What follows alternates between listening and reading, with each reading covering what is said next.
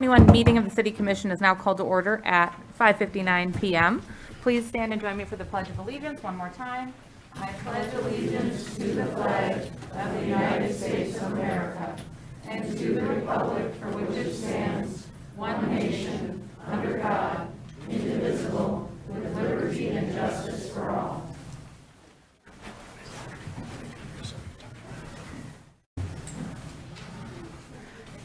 City Clerk, could you please conduct the roll call?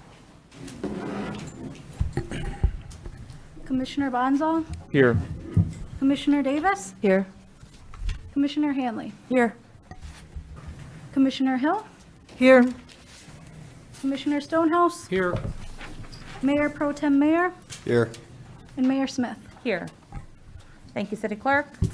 Up first, we have approval of the agenda for this evening. Commissioners, we have a motion on the agenda. Commissioner Hanley. I would like to motion to amend the agenda to add an item for our proclamation of 16 days of activism against gender-based violence to item 3K of consent. Okay, just to confirm, you have a And- proclamation. Oh, sorry, go ahead. No, go ahead. We have a proclamation that was recommended by the Zonta Club regarding, I'm sorry, I'm just going to borrow yours, Commissioner Hanley, 16 days of activism against gender-based violence. A copy of this is behind at that small table, if any members of the public wanted to look at that, and you're proposing we add that as item 3K on consent, correct? Correct. Do we have a second on that modification? Pro Tem Mayor, Madam Mayor, I will second the motion with the amendment. do we have any discussion? And all in favor, please say yes. Yes. All opposed, please say no. Motion passes 7-0, and again, that will be item 3K on consent. I have one announcement this evening. It is Glass Recycling Week, so if you have glass you'd like to recycle, put your bin out next week, starting Monday, and do not put out any paper or metal or plastic, only glass next week. And then it would go back to the regularly scheduled single stream for the remaining weeks in December. All right, so we now are back to public comment, so have no fear. Now you have a chance to still comment if you'd like to do so. And because we have so many folks in the audience, I will just kind of run through. We have agendas in the back of the room, but in case you don't have one, we'll have public comment. We have two presentations, consent agenda, new business, and our last item on new business is the item a lot of you are here about. At that point, we will have a presentation from Renovare. We will discuss, and after that, we'll take a vote, and there will be public comment again at the end of the meeting. So we've got so many folks in the audience, I thought I'd make that clear. All right, so we are back to public comment. If you would like to make a comment, go ahead and approach the podium, state your name and physical address. Again, you'll have 3 minutes. Good evening, Barry Polson, 101 North Lakeshore Boulevard. I am here for items number 5 and number 6. Number 5, if you have any questions, number 6 will be part of the presentation. So I just wanted to preserve the time. Thank you. And Mr. Polson, we don't reserve time anymore, but I know if we do have a question, we'll surely call on you. Thank you. Do we have anyone else for public comment? My name is Marcia Lucas, and I live at 48 Elder Drive. First of all, I want to say we appreciate your time and effort and your desire to improve our community, but there are right ways to do it and wrong ways to develop. And the guides that you have and the developer's proposal development mission on their website, community master plan, our Marquette Community Master Plan, and the Ad Hoc Housing Commission report all seem to go in one, oppose what you're doing. So the master plan, for example, it states in one portion of it, the systems thinking. When we make decisions, they're often based primarily on bottom line factors, whether it be monetary or social cost gains. However, it's widely understood that economic decisions impact the environment, as do primarily social decisions and decisions about how we alter, protect, or also protect and conserve the environment. So they have social and economic impacts. So thinking and acting in the economic, social, and environmental concerns all taken into consideration is known as systems thinking, and it is a responsible foundation for decision-making that should be further developed into practice for sustainable outcomes. Another place in that community master plan is that they talk about the Marquette woodlands contributing to Marquette scenic beauty, but also provide nearly free ecosystem services, including helping to slow runoff and control erosion, filtering air pollutants, producing oxygen, providing wildlife habitat, windbreaks, shade, etc. And Marquette has earned the Tree City USA designation by the Arbor Day Foundation 32 times, and there might be possibly some funding to help maintain our green space with that. But anyway, so we're not even considering that. So then we've got the Renovir's development mission, as stated on their website, where it describes themselves as a real estate development company that incorporates environmental, social, and governance components into each project with community input. And primarily the work category stated that they are, their specialty is urban neighborhoods and rural Main Street. One of the women in the company has a Lifetime of Achievement Award for brownfield development. So maybe that's why we're trying to convert something that's a natural forest to a brownfield. So this project does not meet with their expertise. And then the Ad Hoc Housing Commission report, from which this proposal supposedly came from, oops, I missed the page, mentions in the ad hoc report that brownfield development in renovating the old hospital. It didn't talk about brownfield with this land. It mentioned rezoning some areas, and we should be rezoning these gray field and brownfields instead of green spaces. And the main emphasis of that Housing Commission report was sustainability and smart growth. Specifically states to preserve open space, green space, farmland, natural beauty, and critical environmentally sensitive areas such as the wetland there.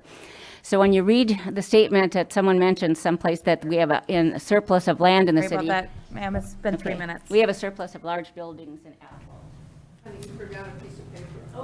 Anyone else for public comment?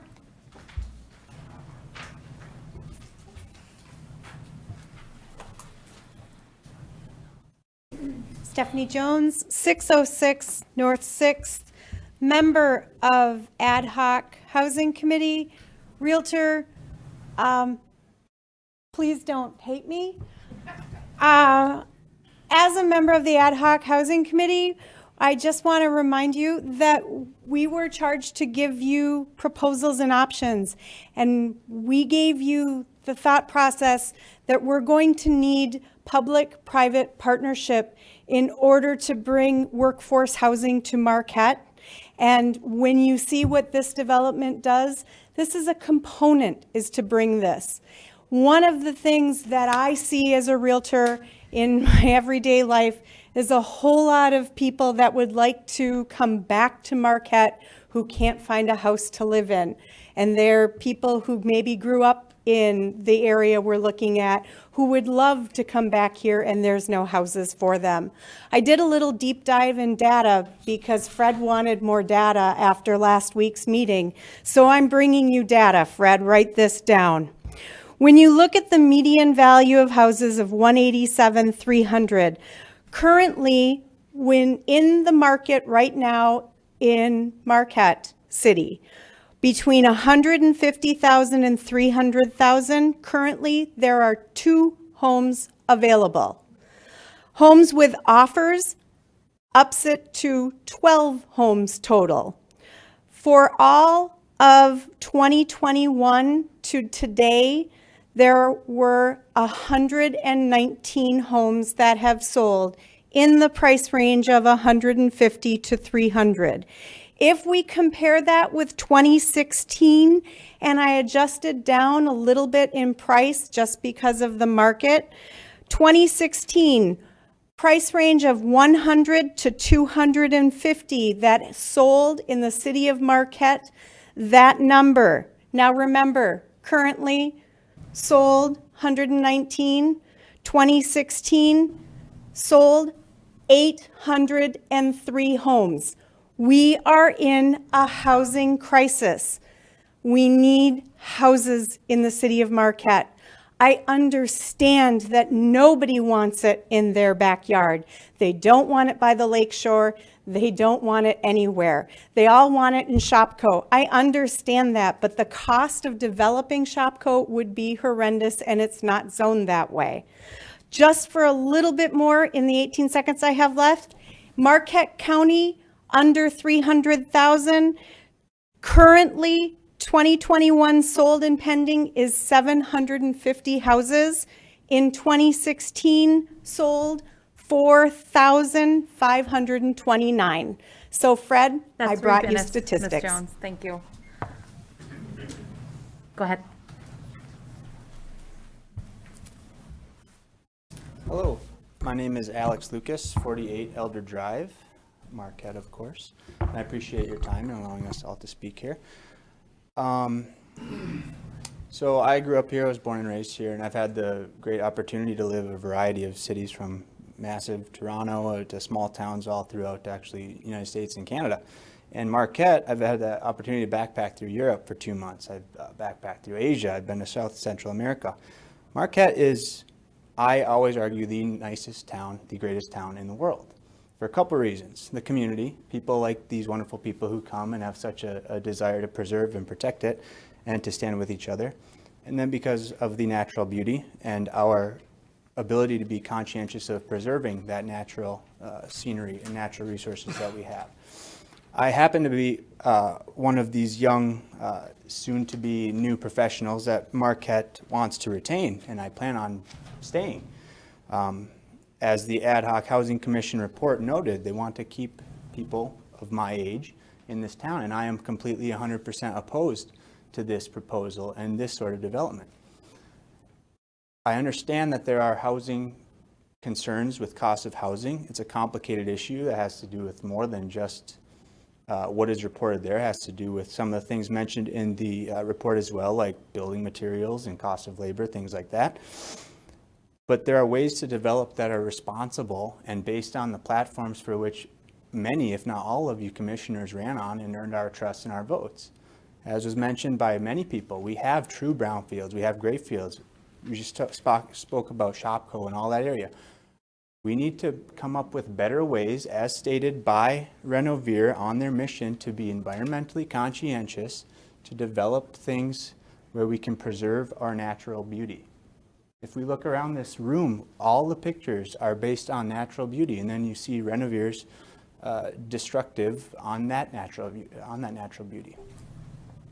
So this goes against, as was mentioned earlier, Marquette City Master Plan to be a environmentally friendly green space and tree city. It goes against the Ad Hoc Housing Commission report talking about sustainability and smart growth. That's a section of it. And point 6 on that report describes to preserve open space, farmland, natural beauty, and critical environmental areas. This is also not a blighted property. The definition by the Michigan legislature on blighted properties talks about a portion of municipality that is marked by a demonstrated pattern of deterioration in physical, economic, or social conditions. It goes on to talk about how it's all physical deterioration of structures and buildings and facility conditions. This is a pristine natural environment. So this goes against many of your platforms that you ran on. It goes against... I'm sorry, 3 minutes. Thank you sir. very much. Thank you. Anyone else for public comment? Hello, everybody. Thank you for your time. My name is John Reinertson. I live at 52 Elder Drive. I lived there for about 4 years. I'm a stay-at-home dad. I've got 3 kids under 5, and so it's a lot of hard work. But I think just wanted to go back to the importance of the woods. It's one of the main reasons I moved to the Elder Drive area is because of the trees and some of the green spaces nearby. We do not have an actual park that's within 30-minute walking distance. You think of Sandy Knoll, that's 30 minutes walk. Tourist Park, that's another 25 minutes, 30 to 40 minutes if you have kids. Some of these areas, if you think about the rest of town, they all have parks within, I mean, near Lakeshore, you're near the Ohio Street Park, all these other parks that are walking distance. When you have kids, you don't want to be putting them in the car all the time to go to a park. For us, that green space that the Renovair is thinking about developing is within a 2-minute walk. It is the best break in my day to get over there and get them in the woods. I'm an environmental educator background, and one of the most important things for kids to have is space to construct things and be within the environment. This is incredibly important for their developmental minds. And I also have 5 other dads in the neighborhood that are all my age. They all have 3 kids, and they're all growing families. This Elder Drive is becoming a major new turned over neighborhood with lots of little kids. When I get over to the bike path, my main concern is Wright Street. When we get on bikes and we're going down that hill, I can't let them get down to Wright Street without me yelling and getting down there quickly because it's extremely busy. If you think about 100 cars going in with this development, that's going to increase traffic dramatically. And I'm not going to be comfortable sending my kids over there, which a lot of these families have done with their kids.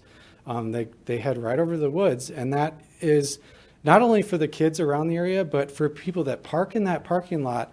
They use the trail they're starting there, they walk their dogs, and all the healthcare workers coming down from the medical center. This is a huge, highly used area for people to just get out of work, relax, look up at the 50-year-old red pines, aspen, cedar. It's an incredibly diverse little area, and it would be a shame to see that. It'd be a huge scar in the neighborhood, and you can see the emotions that it's brought out That's 3 tonight. minutes, sir. Thank you. Anyone else for public comment?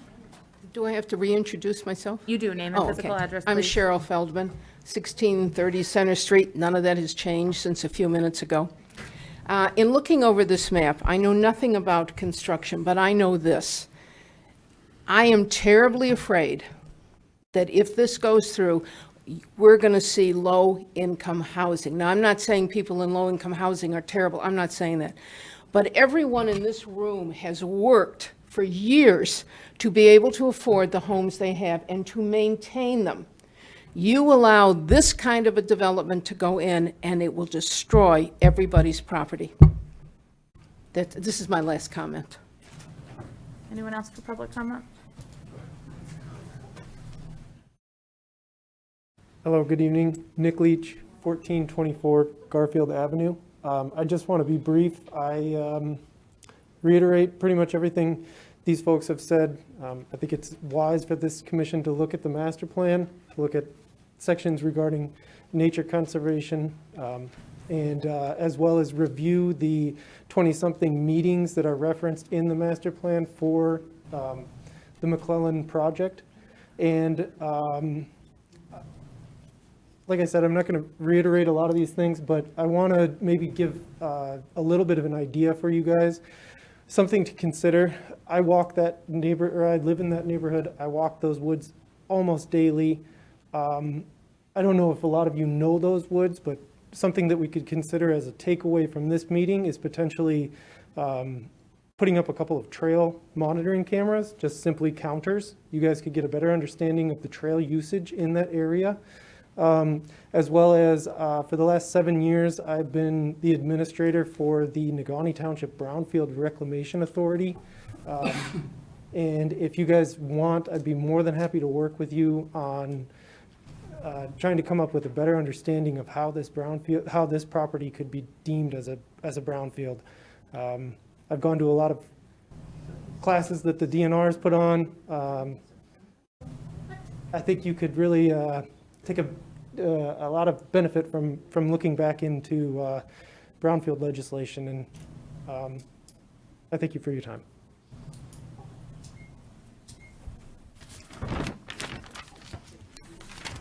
Good evening, Paul Schlegel, 2030 Wright Street. You guys have made a lot of good points tonight. Thank you for all the input from the public. It's always great to see the voices come out to speak.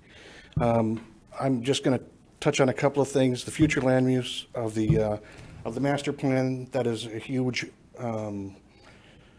document that we really need to rely on. It's history. It's what Marquette has built itself on and why we are who we are today.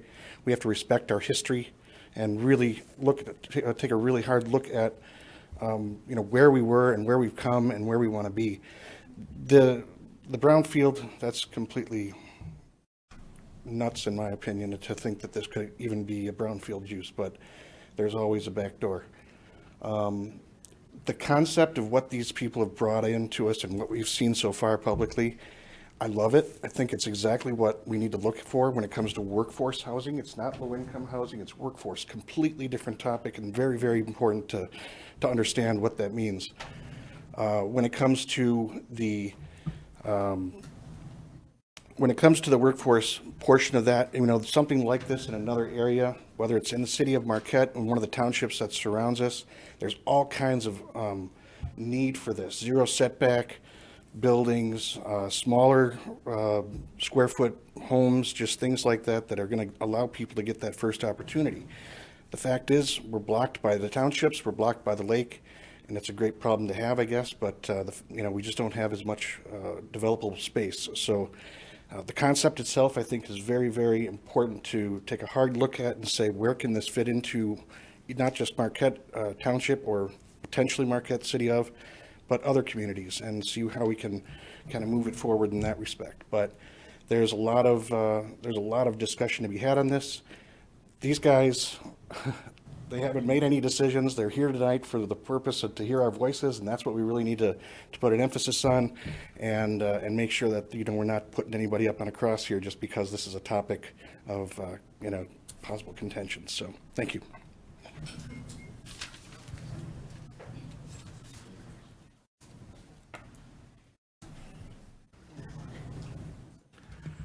Dennis McCollin, 27 Elder Drive. We've heard a lot of thoughts go by here tonight, and a lot of facts about the situation we find ourselves in. I would like to close out with a rather positive proposal here. As a private landlord, I find it rather appalling that we find some subsidized housing where, for instance, you cut a deal with Whetstone Village for 4% of their income in taxes, when as a private landlord, in order to keep my units affordable, I'm paying 20 to 25% of gross rent in property taxes. However, that's rather beside the point. We've heard that it is going to be necessary for a public-private partnership in order to solve the problems that we have because of the expenses involved.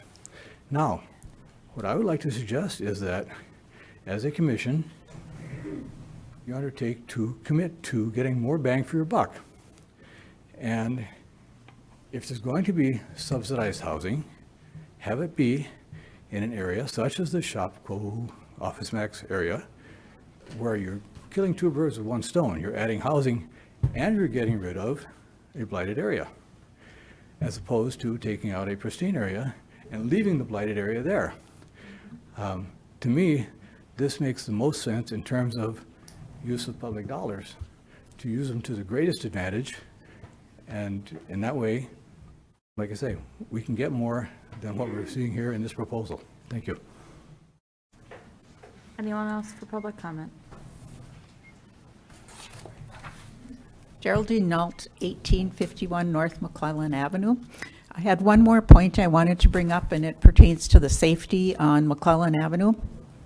The speed limit is 35 miles an hour in this area, and with the new development, you are adding 7 between the 2 on Center and 5 on McClellan, I believe, 7 new avenues for people to enter McClellan Avenue.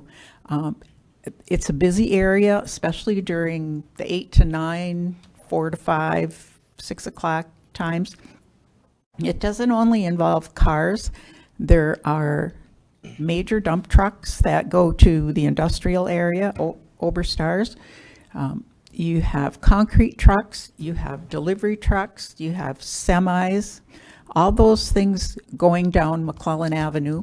And with driveways and a truck coming, you don't stop on a dime. And I foresee a lot of bad accidents happening when people are trying to pull out for whatever reason and and the truck can't stop and there's an accident. Seven driveways is a lot to add to that traffic. Thank you.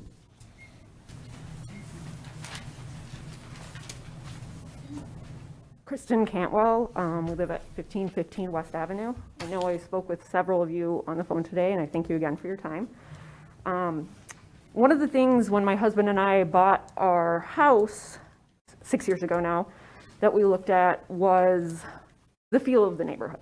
We looked at a lot of houses on a lot of busy streets, a lot of houses where it was full of rentals, where the houses were so close together there wasn't much space. And quite honestly, I feel lucky to have found our neighborhood because it is somewhere where, you know, my husband had his way, we would have bought property outside of town. There would have been no home in Marquette, but I'm from Marquette. I love living in the city. I wanted to stay in the city, so this was sort of a compromise for us. He's near the bike path. You can get to the trails easily.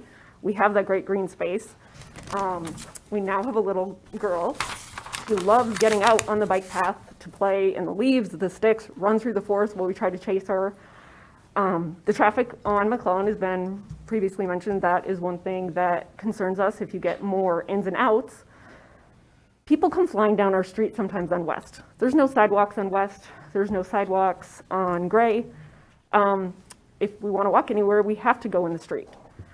With a child, the one great spot where you can walk not in the street, especially in the winter, is that long stretch of McClellan. So if that gets broken up in and out, people are going to be flying down our streets, trying to avoid the ins and outs, and I think some people already do, trying to avoid the traffic lights on McClellan. As other people previously mentioned, of course, the green space is very important to us. The use of recreation, you'd be surprised really how many people you run into there.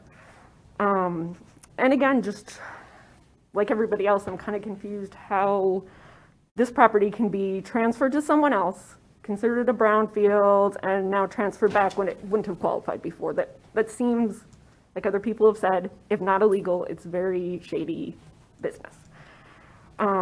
And then just another thing, the fact that we learned about this morning from our next door neighbor, so we've had very little time to, you know, we're young working family, very little time to review any of this. It seems almost like it was done in a hush-hush manner, where all of a sudden, where'd this come from? Usually things get around in Marquette, and you usually hear about these sorts of developments, even in the proposal stages. So it feels like, how come, wait, this is up for a vote tonight, and now we're sort of sorting out, okay, how did one of us get to the meeting tonight, and how can we take care of that? And we know there's neighbors who were out of town, who are out of state for the winter, people who just haven't heard about it and don't have the opportunity to come tonight. So thank you for your time.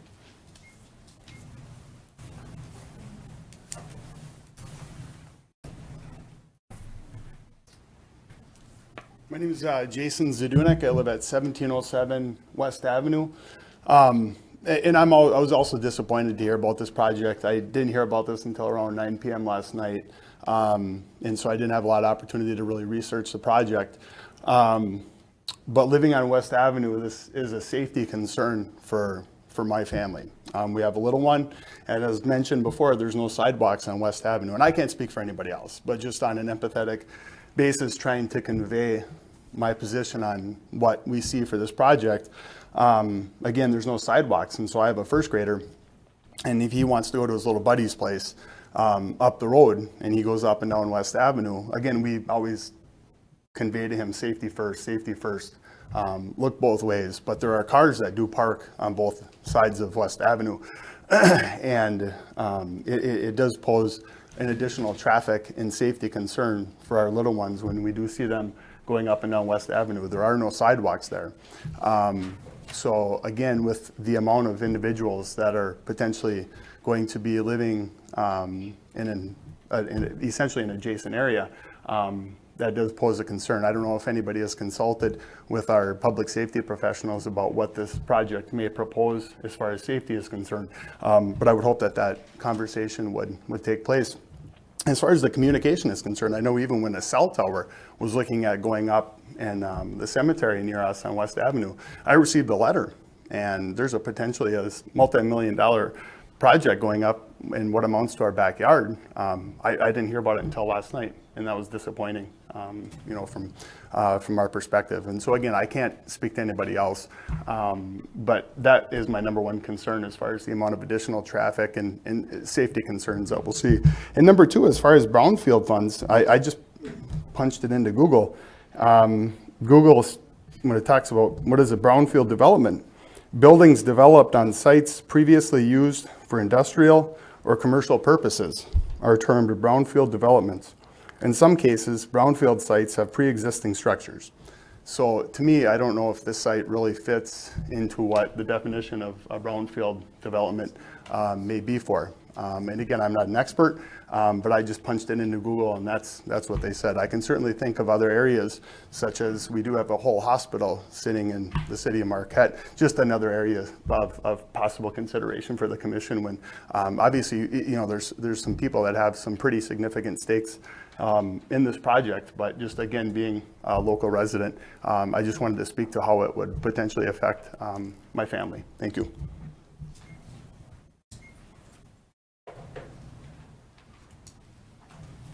Hello, Randy Swati, 1502 Garfield Avenue. First, I want to thank you all for your time and listening to all of us. And I'm here to do 4 things. First, I just want to put an exclamation point on all the points that have been made before me. Thank you, Marquette community, great comments. Then I wrote down a few other quick things. First, I'm no hydrologist, but I'm concerned about the hydrology of the area. Going down into the tourist basin, the whole drainage there, I'm concerned about that. I haven't heard that brought up, so I want to mention that. I'm thinking about the misery of the people on Elder Drive during the construction of this. I haven't heard that brought up. I got the text about this last night, like the 2 people before me, so I didn't get to read about it much, but it looks like this is going to go on for a while, so I'm not sure how to mitigate what they're going to go through with noise and disruption of their lives. Then also, speaking to the communication, I'm worried about transparency. This is largely a matter of trust. I'm not a developer, I'm not a realtor, I'm not an engineer of any sort, so this is really about trust. And I got the text last night. I live close by. I Googled it today in between work meetings, and I couldn't find it. I could have easily missed it, but I think it should be a little bit clearer and easier to find for citizens. I'm pretty good at Google. I'm on a computer every day. I didn't find it. Again, I could have missed it, but I'm against it for those 3 reasons. And again, thank you for your time.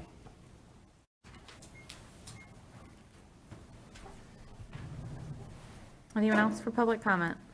Yes, I've calmed down. Colleen Roberts, 903 Adams Street, Marquette.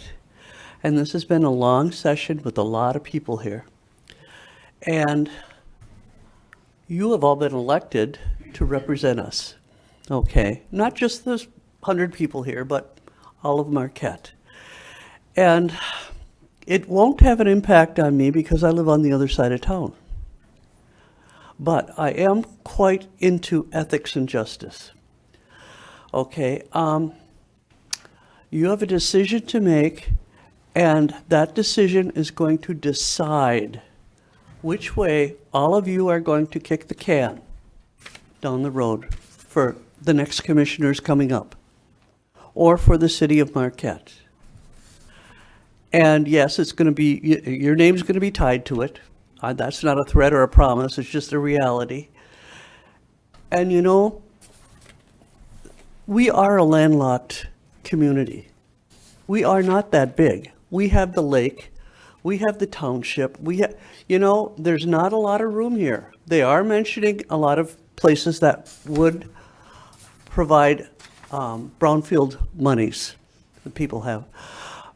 But the other thing is, what is the quality of life? Around 8 or 9 o'clock, drive down toward Harvey and look at the cars coming into town. Go up to Walmart and check on the people coming into town to work. Okay, there are communities. When I bought a house and I was young, okay, I first rented. And I saved money for a down payment. I made the down payment, I got the house, I did the mortgage, okay, I paid the mortgage. When I went on to another home, I sold the house, I moved up the ladder a bit, I got the loan, I paid the mortgage. This is what our age group did, okay? I did not expect that at 25 years old, I would have everything my parents had worked for 50 years. That was not even a thought in my mind. I knew how I had to do it.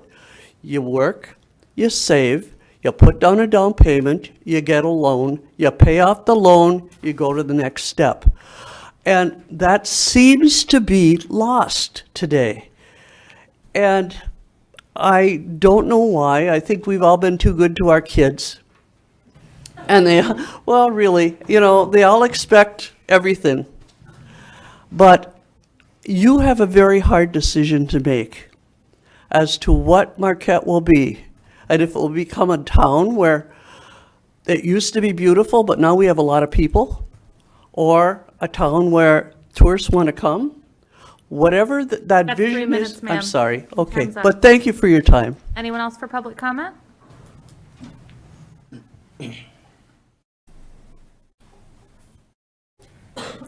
Good evening. Thank you for the time. Thanks for everybody for the comments. My name is Johnny Bach Hallberg. I live at 31 Elder Drive. My backyard looks on this new development, which I just found about last night, too. I'm very surprised, very shocked. I thought I was the only one out of the loop. But so many residents I'm hearing here tonight have no idea till yesterday about this. We had no notice of anything going on. I understand, I'm not a not in my backyard person. My father was a land developer in Traverse City. I grew up down there. I graduated from Northern. I spent a lot of time in Marquette. I brought my family back here to Marquette after 25 years in Seoul, Korea. I know about high land prices. It's not just a Marquette thing. It's a nationwide thing right now. It's a worldwide thing right now with what's going on with economics, and we can go into that, but it's not just a Marquette problem. There is a housing problem. I'm not going to go into that either, but the short notice just shocks me. And to think that you're going to be making a decision tonight kind of is surprising. I realize it's a local concern.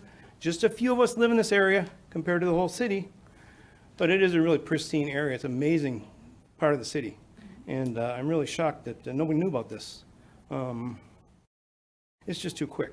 No notice to local residents. I've always thought these kinds of things are something you get letters or notifications to the residents in the nearby area. I didn't hear anything about it. And maybe I'm out of the loop, but I don't think I'm the only one. That's all I want to mention. Anyone else for public comment?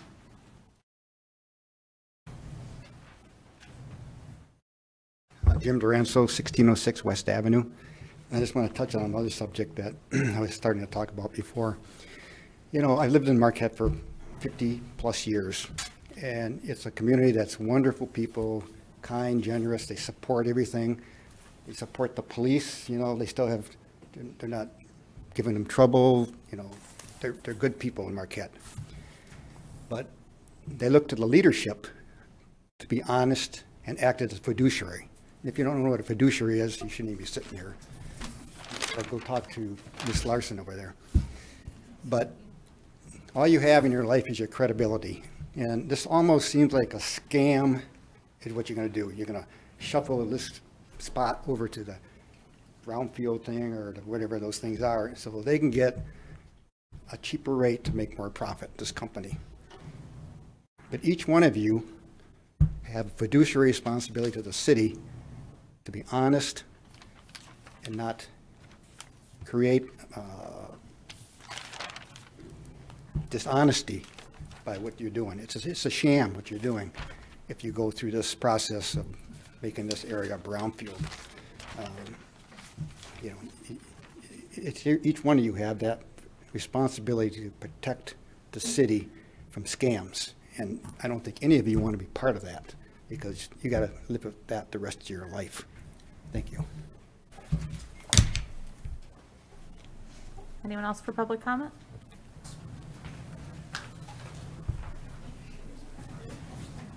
Good evening. My name is Chris Cook. I reside at 35 Elder Drive.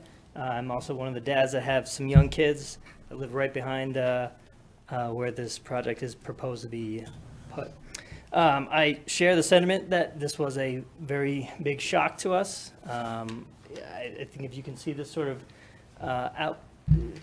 this sort of presence here within a 2-day notice, I think it would be helpful to give the community more time to provide input for you guys, provide you guys the opportunity to come to the area. I hope that you guys have all walked those woods, and to be able to classify those as a brownfield is just mind-boggling. So I'll keep it short. I urge you to please do not approve this resolution, and thank you for your time.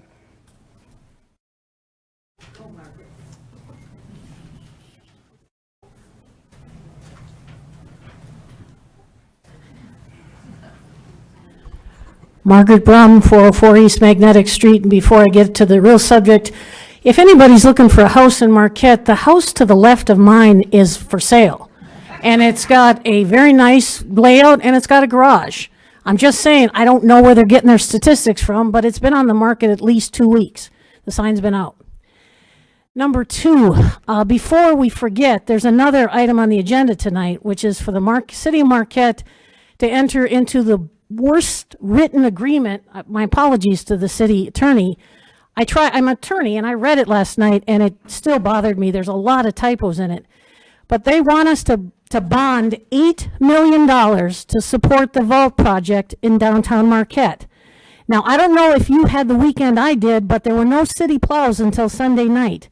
And that's because our city manager, fiduciarily responsible, has tried to cut back on overtime. And our credit rating is heading downwards. Our bonds are no longer recommended, according to the chief financial officer. We're waiting on money from the federal government to kick up our general fund, which has gone down over $5 million in the 4 years I've been in town. And these people from Houghton want us to dig into our pocket and borrow $8 million so they can get richer.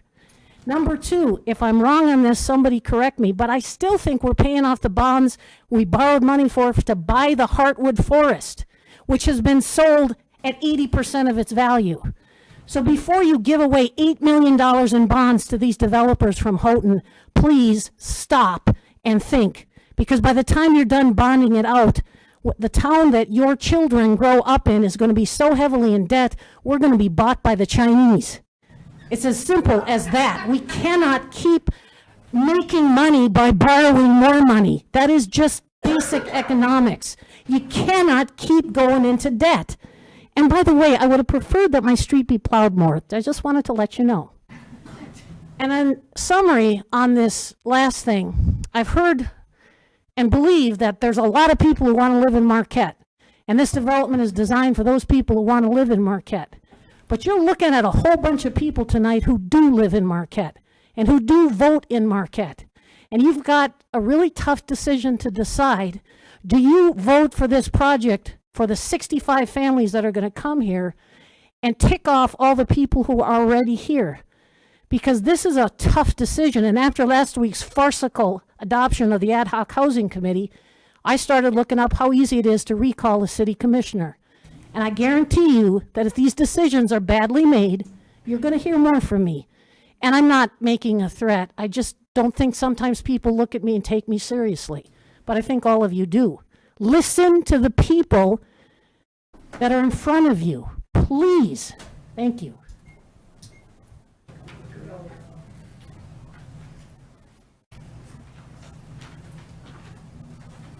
Hello, I'm Christy, and this is Maddie and Jacob Steeman. We're at 1612 West Avenue.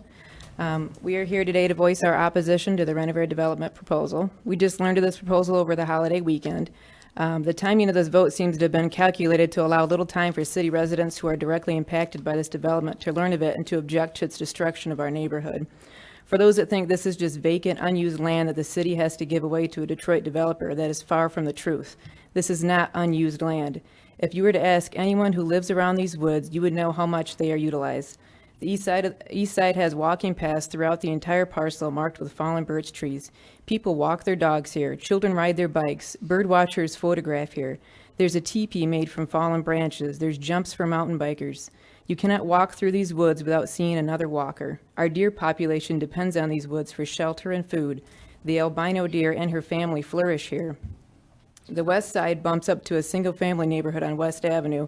Each house has a trail into the woods. The woods is one of the reasons we bought our houses. It's part of the reason the value of our neighborhood is so high. The city's west side doesn't have a city park, so this green space is very important to the surrounding area. When I look around this room at all of the city residents who have come out to show their opposition to this proposal, it begs a question to the city commission. How many times have you had a room of city residents this large showing up at meetings, demanding for you to hand over valuable city property to a Detroit developer to fill a need for affordable housing? I'm a realist. I've known since we bought our house that there was a possibility that the lots could be sold behind us, but that the plan the city invested in was for single-family homes, just like the area surrounding it. The city made plans years ago that divided this property into lots for single-family homes, and they ran utilities to each lot when the road was cut through. Homeowners on West were told that we could not buy the vacant lots behind us because the city needed a home to be built on the lot in order to increase its tax base. Has that turned out to be a lie? By accepting this proposal, the city says it doesn't care to add to its tax base, even though its budget was just millions of dollars in the red last month. Instead, the city would take a loss on the money that it has already invested in this property by giving it to a Detroit developer who wants to use a legal loophole to deem our woods as blight and draw money from the Brownfield Development Plan, ensuring that the city will not receive any tax money from this property for years to come. How exactly is this the right thing to do for our city? You might not care about the human side of how much these woods mean to the residents that live around them, but as stewards of this city, how can you totally disregard the financial implications of this proposal? Voting yes on this proposal would be a vote to mismanage the city that you were entrusted to protect and nurture. Thank you.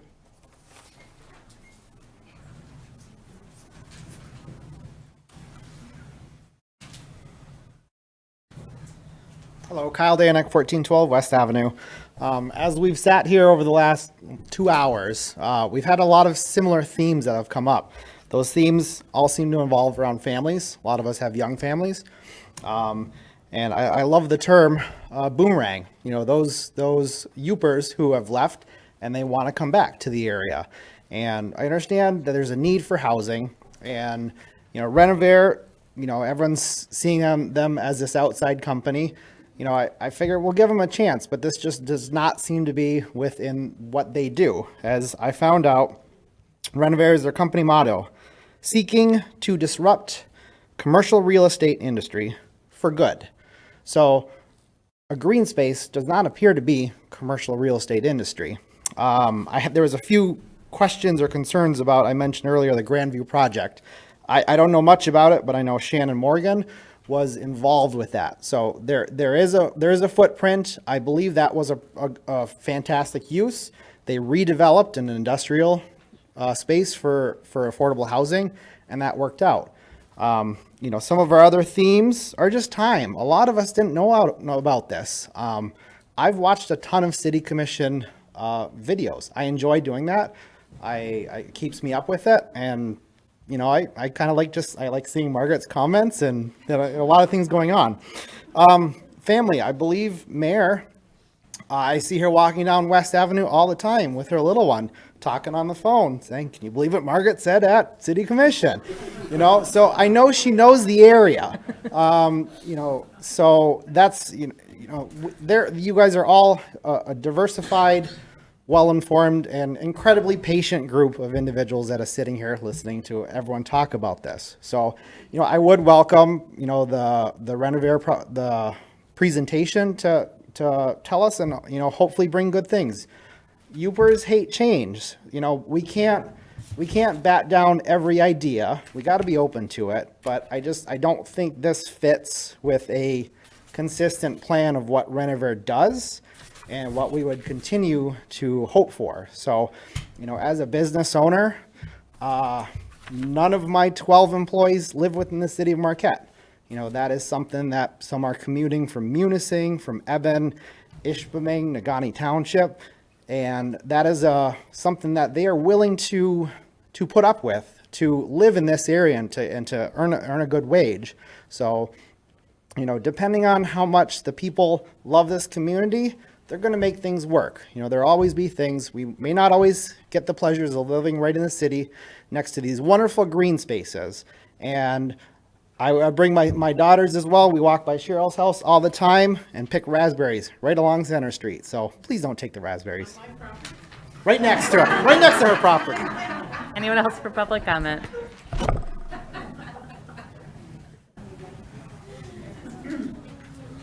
Karen Kimar Johnson, 1700 West Avenue. You know, I do have a question. I submitted my 5 questions to all of you commissioners, and I thought perhaps those questions would get answered in the work session before we moved on to the city commission meeting, and then you have a vote on this agenda item. And obviously that isn't going to happen. So I'm going to, just so for the audience benefit, I'm going to list some, just read my concerns that I shared with all of you. And the first one obviously was the brownfield monies, you know. And is the project, is that a deal breaker? I mean, if they don't get the brownfield money, are they going to walk away? Are they going to say, well, we're not interested? So I'd like to know, you know, is it dependent on brownfield money? And again, because I think if you give them brownfield money, it's actually unethical. 2, you know, I thought McClellan from Center to Wright Street was developed as a central truck route. That's what I was told 40 years ago. Were any federal or state dollars used to build the truck route? By adding an additional 69 housing units and 6 roadways off of McClellan, does this it absolutely defeat the original proposed truck route? If state or federal monies were used to build that McClellan extension, I'd like to see the original wording on that proposal, because now you're changing that, and maybe the money that was earmarked for that should be refunded. Now, thirdly, I asked again, is Renovair the only entity that's allowed to purchase city property? Don't we put this valuable land acquisition out on bids? And I did ask, was there a relationship with the city manager? I found out tonight, that's one thing I got clarified, that no, it was private discussion between a commissioner. So I apologize that I thought it was the city manager. Well, and also, you know, it seems like the east side of the waterway or the creek is labeled as wetlands, and yet the west isn't. I'm not quite sure we are getting the clear definition of wetlands as it relates to this project. And then, you know, in light of transparency, why the rush? Why do we have 48 hours to learn about this? And, you know, I'm an affected homeowner, and I'm basically learning about this at the 11th hour. You know, you have staff that goes out and monitors things such as non-compliant driveways. Now, if you have staff that can, you know, look around and say, oh no, that's illegal. You were parking your car on the grass. That's illegal. Why couldn't? That's 3 minutes, ma'am. Thank you. Okay. Ma'am, you've already had a chance to speak at this public comment session. I'm so sorry. Hello, I'm Shauna Moore. I live at 46 Elder Drive, and I appreciate you all being here. And I really appreciate everybody else who's here tonight.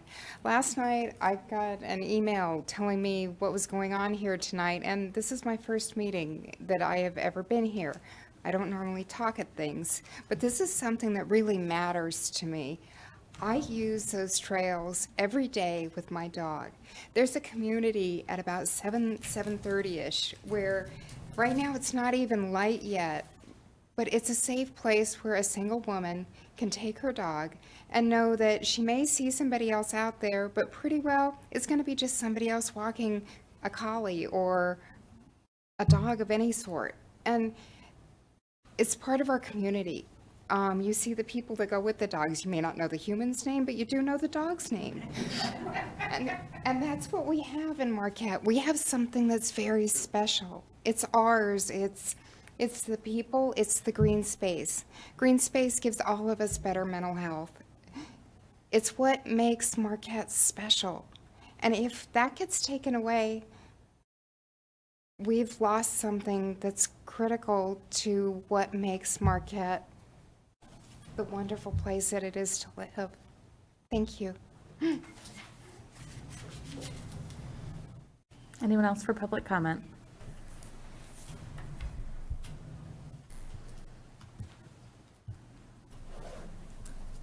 Evening, Sarah Bixby, 1502 Garfield Avenue.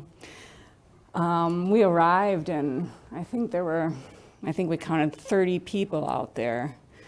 And I wanted to have a speaker out there. I kind of highly encourage this space to grow so that we can really be more inclusive of who can have a voice in our community. I think that I'm an educator and I work with ELL population in the schools, work in 2 schools in Marquette. And I see the outpouring of warmth for inclusivity in our community. What I've heard tonight is that cry for inclusivity. And I've also heard a little bit about how we need to think differently and move more slowly. And I think as Midwesterners, we pride ourselves on thinking differently and moving more slowly. We've had people talk about this space as a space that's a park, but it's not really a park with a swing set. It's better than that. And there's a lot of people in this room who have taken that opportunity to think differently about this space, right? And we need to listen to that. It's really important. And the other aspect I think that we heard loud and clear is that we have to move slowly in something like this. We have to move slowly. I think it's been heard over and over again, we're moving too quickly. There's been a mindset and a movement about slow food in this country and in Marquette. There's been a mindset of slow growth tonight. We can do this. We can think differently and we can move slowly and be inclusive. We can do it. Thank you. Anyone else for public comment?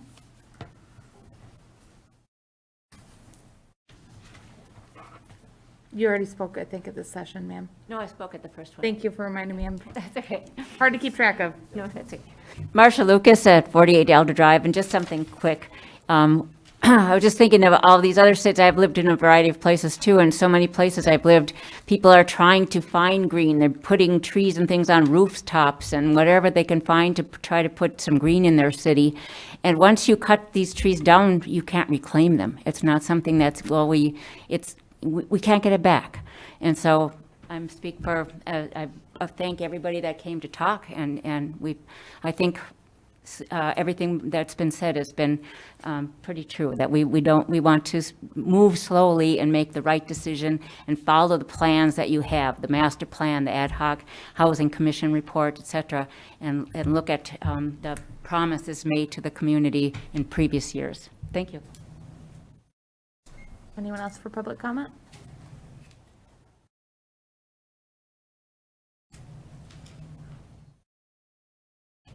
Going once. I'm gonna go quickly. We can't let you go home yet. My name is Katie. We still have a whole meeting. Oh, okay. I'll be quick. My name is Katie Coolman. I live at 1509 West Avenue, and I just simply want to stand up and make a plea to you guys to please vote no on this land sale. We don't want it. We understand there's a housing crisis. Nobody's here to argue that whatsoever, but we feel strongly that we do not need to tear down the forest or take over the green space or the wetlands that are there.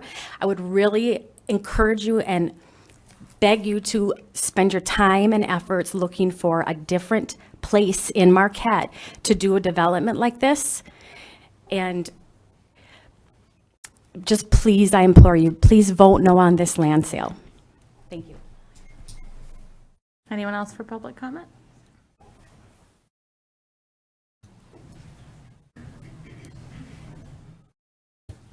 Hi, my name is Bethany Gentoft. I live at 1602 West Avenue.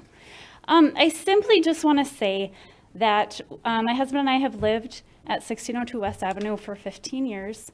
We plan to retire there. Up until last night, that wasn't a question.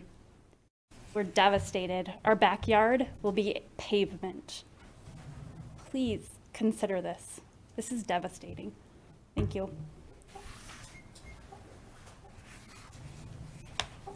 Anyone else for public comment?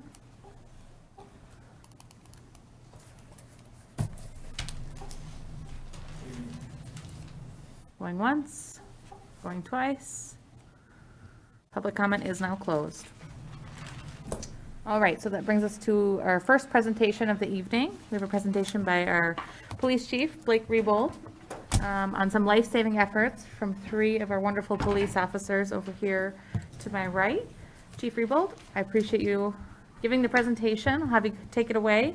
And we are honoring Corporal Forsland, Corporal Roth, and Officer Calzetta on some life-saving efforts. We'll hear the story shortly. Thank you, Your Honor. Commissioners, members of the audience, people watching on TV. I'm just trying to work out the cramp on my finger, working the timer over there. It's the most I've ever done that. My career here at Marquette PD, almost 28 years.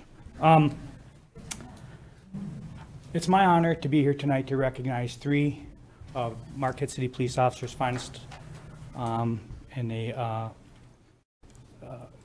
situation which they were dispatched to back in 2019. This situation was not able to be recognized until recently because of the judicial process and the proceedings which took place. So it's finally been adjudicated, and we're here tonight to recognize the heroic efforts of 3 of our officers. With that, I'd like to introduce Mr. Matt Weesey. He's the prosecuting attorney, excuse me, for Marquette County. If you want to come over here, Matt. Planning on that. Well, we're going to put you up front and center. So if you want to just come on over here. Yeah. These guys here. Yep. And at this point, I'd like to introduce Captain Mike Lorla. He's the chair of our awards committee, along with Corporal Tim Forsland, Officer Nick Calzetta, and Corporal Michael Roth. You guys want to come on over here real quick? Prosecuting Attorney Matt Weesey prepared a letter of accommodation for the following officers regarding an incident that happened back in 2019. The letter is quite lengthy, and I am going to kind of summarize it here right now for everybody here. If Matt wants to add anything afterwards, he's more than welcome to. But on August 17th, 2019, Corporal Forsland, Corporal Roth, and Officer Calzetta were dispatched to a disorderly subject throwing objects inside a residence in the city of Marquette. Upon arrival, officers knocked on the door to make contact and heard a voice faintly screaming for help. Officers immediately forced entry and observed a victim gasping for breath, pleading for help. A suspect was identified and taken into custody. The officers' follow-up investigation into the incident was textbook and built an extremely powerful and compelling case for prosecution. The perpetrator was successfully prosecuted, convicted, and sentenced to 18 to 120 months with the Michigan Department of Corrections. In her victim impact statement at the sentencing hearing, the victim wrote, "I want to start off by saying thank you to Officer Roth, Officer Forsland, and Officer Calzetta. If it wasn't for their instant realization that I was in a life or death situation, I would not be here today. There are not even words to describe how thankful and grateful I am for them saving my life." On October 27, 2021, the awards committee consisting of Captain Mike Lorla, Lieutenant Chris Aldrich, Lieutenant Ryan Grimm, and Officer Todd Duran received and reviewed the letter of accommodation from Prosecuting Attorney Matt Weesey. After review, it was their recommendation that the officers receive the accommodation award from the Marquette City Police Department. So here to present that award tonight is Captain Mike Lorla. Gentlemen, nice work. Thank you. Good job. You're a good man. Nice work.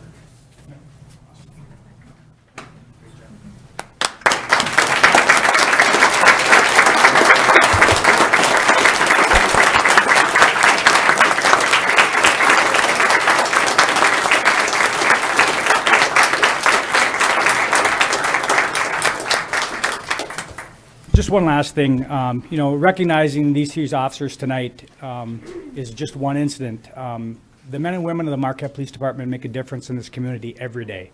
They do a great job. They're out there 24 hours a day, 365 days a year, weekends, holidays, midnights, afternoons.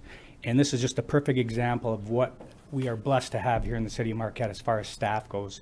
And they truly do make a difference every day. So thank you, guys.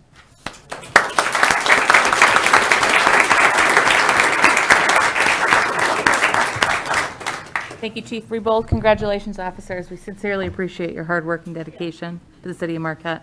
Thank you. One last round of applause as they exit, please. Thank you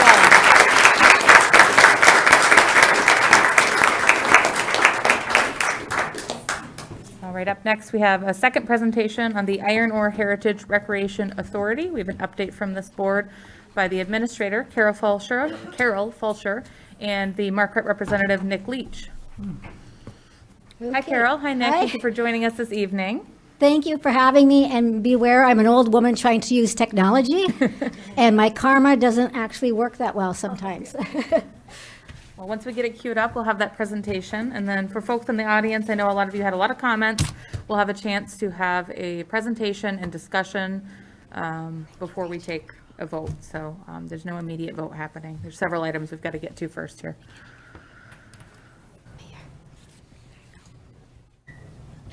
It's tough to wait to respond to all of you, but we're waiting. I'm in between a vote and you voting, so I'll be quick. No, that's all right. It's just I'm just really thankful that we're on your agenda tonight. We haven't been here for a while to provide you an update for the residents of Marquette on the Iron Ore Heritage Trail and the Recreation Authority who manages the trail. No. So, with me is Nick Leach. Nick is your representative for the city of Marquette on our board of directors, and in the back I have Don Britton from Chocolate, who's the chair of our authority. So they're going to be here to answer any questions with me. So a quick synopsis of the trail and the authority for those who are new to the area. The IOHT is a 47-mile rail trail across the Marquette Iron Range. We're multi-use, meaning there's different users in different sections, but everything's walkable and everything is fat tire bikeable. We're interpretive in nature. We talk about the iron mining history of the Marquette Iron Range, and we stretch all the way from downtown Republic to Cabogam Road on Harvey. We're managed by a board of directors who are appointed by our member municipalities. They are Republic Township, Tilden Township, Ishpeming, Negaunee Township, Marquette Township, Marquette, and Chocolate. It is really good to see all these communities working together for a common good cause. We're funded by a 0.2 millage by those people in those municipalities that were voted in by the residents of the municipalities. Our articles were signed in 2007. We built our first stretch of trail in 2008, and our millage was first voted in 2010. So some of our accomplishments, I'm not going to go through each and every one of them. I just put them up there so you can see it. I think our most important accomplishment, though, was to take a 47-mile trail across the county and keep it in the public's hands. So it is there forever. So it's part of it's owned by the city of Marquette, part of it's owned by the cities of Ishpeming and Negaunee. Lots of it is owned by the state. We are the local managers, and then we also own some of the trail. We provide different things along the trail. Not only do we have artwork and interpretive signage, we have we have counters, we have cameras, and we have trailheads. And we've actually worked with other municipalities and other places to keep the costs down on the trailhead. So we already use buildings that were along the trail. So the Welcome Center is one, the Market Commons is one, the Michigan Iron Industry is one. So they provide the restrooms and the parking, and we give them the other elements of a trailhead.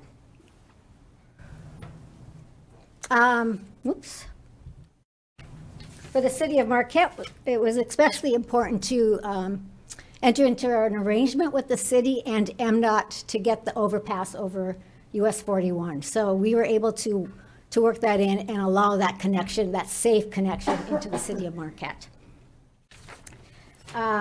We maintain the trail that is built, so we have a combination of things that we do. We bid out projects that are big. We have a guy on a contract basis that comes in. We have adopt-a-mile organizations that help clear the trail. And we also have, on the western end of the county, we have an ORV group that maintains that part of the trail. We've secured national and state recreation. We're an inaugural Pure Michigan Trail, and we also a national recreational trail through the National Park Service. So using our property tax funding as leverage, we brought in $6 million into this community. Most of it has stayed in this community. We put people to work.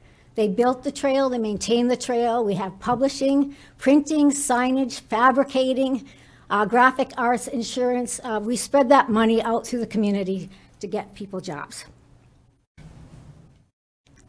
We provided your residents with opportunity for recreation and alternative transportation. And we really provided a place for other residents to come into the city of Marquette and use the businesses and services. Well, I lost my way. Okay, interpretation is part of our mission. And so not only have we told 75 stories through interpretive signage, but we've used art to convey our story as well. Specifically, we partnered with the City of Marquette and the Beautification Committee to provide an artistic entrance into the Father Marquette Park off of the trail. And we restored the collapsed Carp River Kiln. I think it fell down in 2016, and our board decided that it was up to us to put it back together again, like Humpty Dumpty. So with that, that's our past. Now what are we going to do for the next 6 years or 10 years? So continue to do trail surface upgrades and to maintain the trail. 47 miles is a lot to maintain, and we need to keep that going. You may have noticed last year there was erosion control along the lake. We needed to build back some of that slope so the trail wouldn't fall into the lake. We want to add more restroom facilities. We are actually trying to get money from the Michigan Natural Resources Trust Fund to acquire 176 acres of land in Marquette and Negaunee townships. And that would provide some nice single track trails there. And what we'd also like to do then is provide a single track trail from Marquette to that property so that we could have a multi-generational trail that, you know, maybe someone my age wants to be on the paved bike path, but my grandson or granddaughters, someday when I have them, maybe, I don't know, that they could have a single track trail that they could play around with on their bikes. So it provides more options. We'll add more interpretive signage. In fact, we have a couple that'll be going up. One is called Coal in the Mining Range. Very interesting because we just separated ourselves from coal, so we wanted to tell that story. We'll talk about the transformation of Lower Harbor. One of the big things we're working on is perhaps getting to Lake and Inland. That's another 5 miles of trail. It's become so popular that we think it would be a good east end connection for our trail. Next year, we will also be working on our recreation plan. For the state, we need to have a 5-year recreation plan for our authority. So we will be coming out to the public and asking you, what do you want to see for the trail? And another important thing is that we will probably be on, well, depending on what the city commission wants to do, if they want to stay in the authority, we'll put a millage renewal up in August. And at this point, it will be 0.1970. So I looked at my tax bill and I pay $12 a year for the Iron Ore Heritage Trail. I'm just going to go through these slides really quickly. We've brought a lot of community publicity from Rail Trail magazines to American Trails. You know, we do a lot of publishing. We have a Facebook page, we have Instagram, we have a website. We promote, publish and print our maps and get those out in the public. We've had numerous articles written about us and a lot of people giving us good feedback. 42 comments on TripAdvisor and they give us 5 stars. So I think that's good, but again, so that's some of the things that people are saying about the trail. But we really did it for our local community. So these are the people we did it for. These are the groups that are out there using the trail. Our counts, we have 3 trail counters, and I think last year we had 80,000 trail counts along the trail. People are using it not only for their physical health, but their mental health, especially during COVID. So we want to keep that going. And We just thank you for being a part of this. It's been wonderful to work on. I have a great job. I have a great board of directors.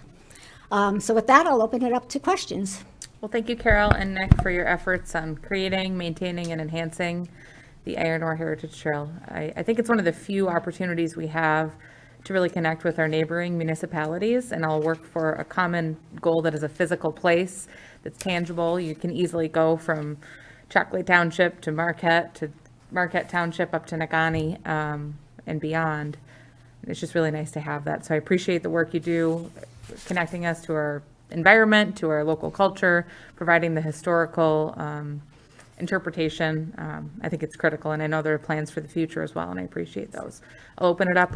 Commissioners, any comments you'd like to add? Commissioner Hanley? First, I'd like to thank you for the wonderful presentation you gave. It was very informative, and I'm sure a lot of people here have used the Iron Ore Trail, and it was probably nice for them to see what goes behind keeping it exactly like it is. And it's great to see that it's thriving so much, even through COVID. I am excited to hear that you're possibly going to Lakeland Land.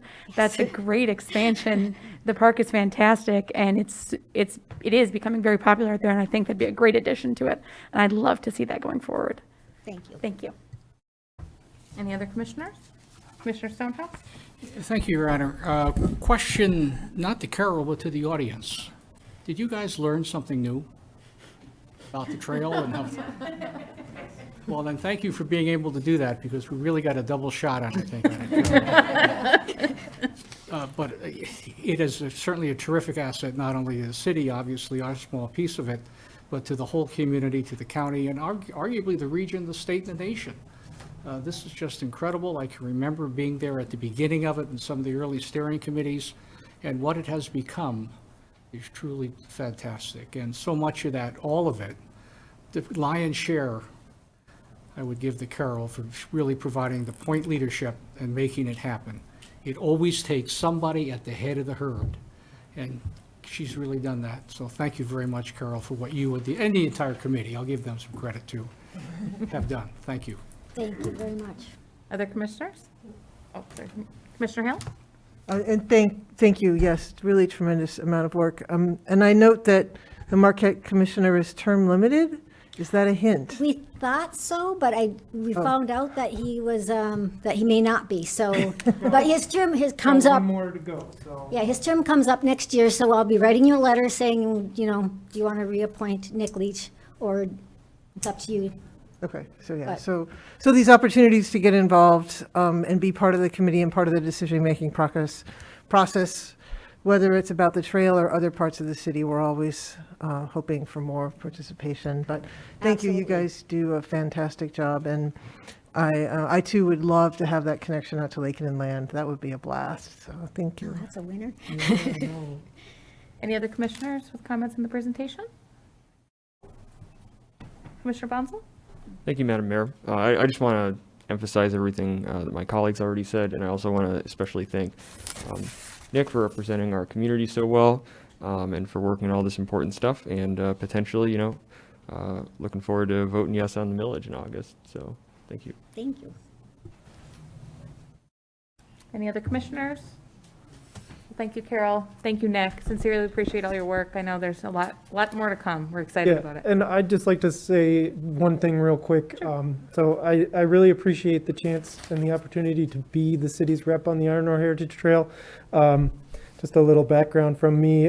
When I first started to be on as the city rep, I was recently unemployed. Since then, I've gone from there to being a homeowner in the city of Marquette, full-time employed.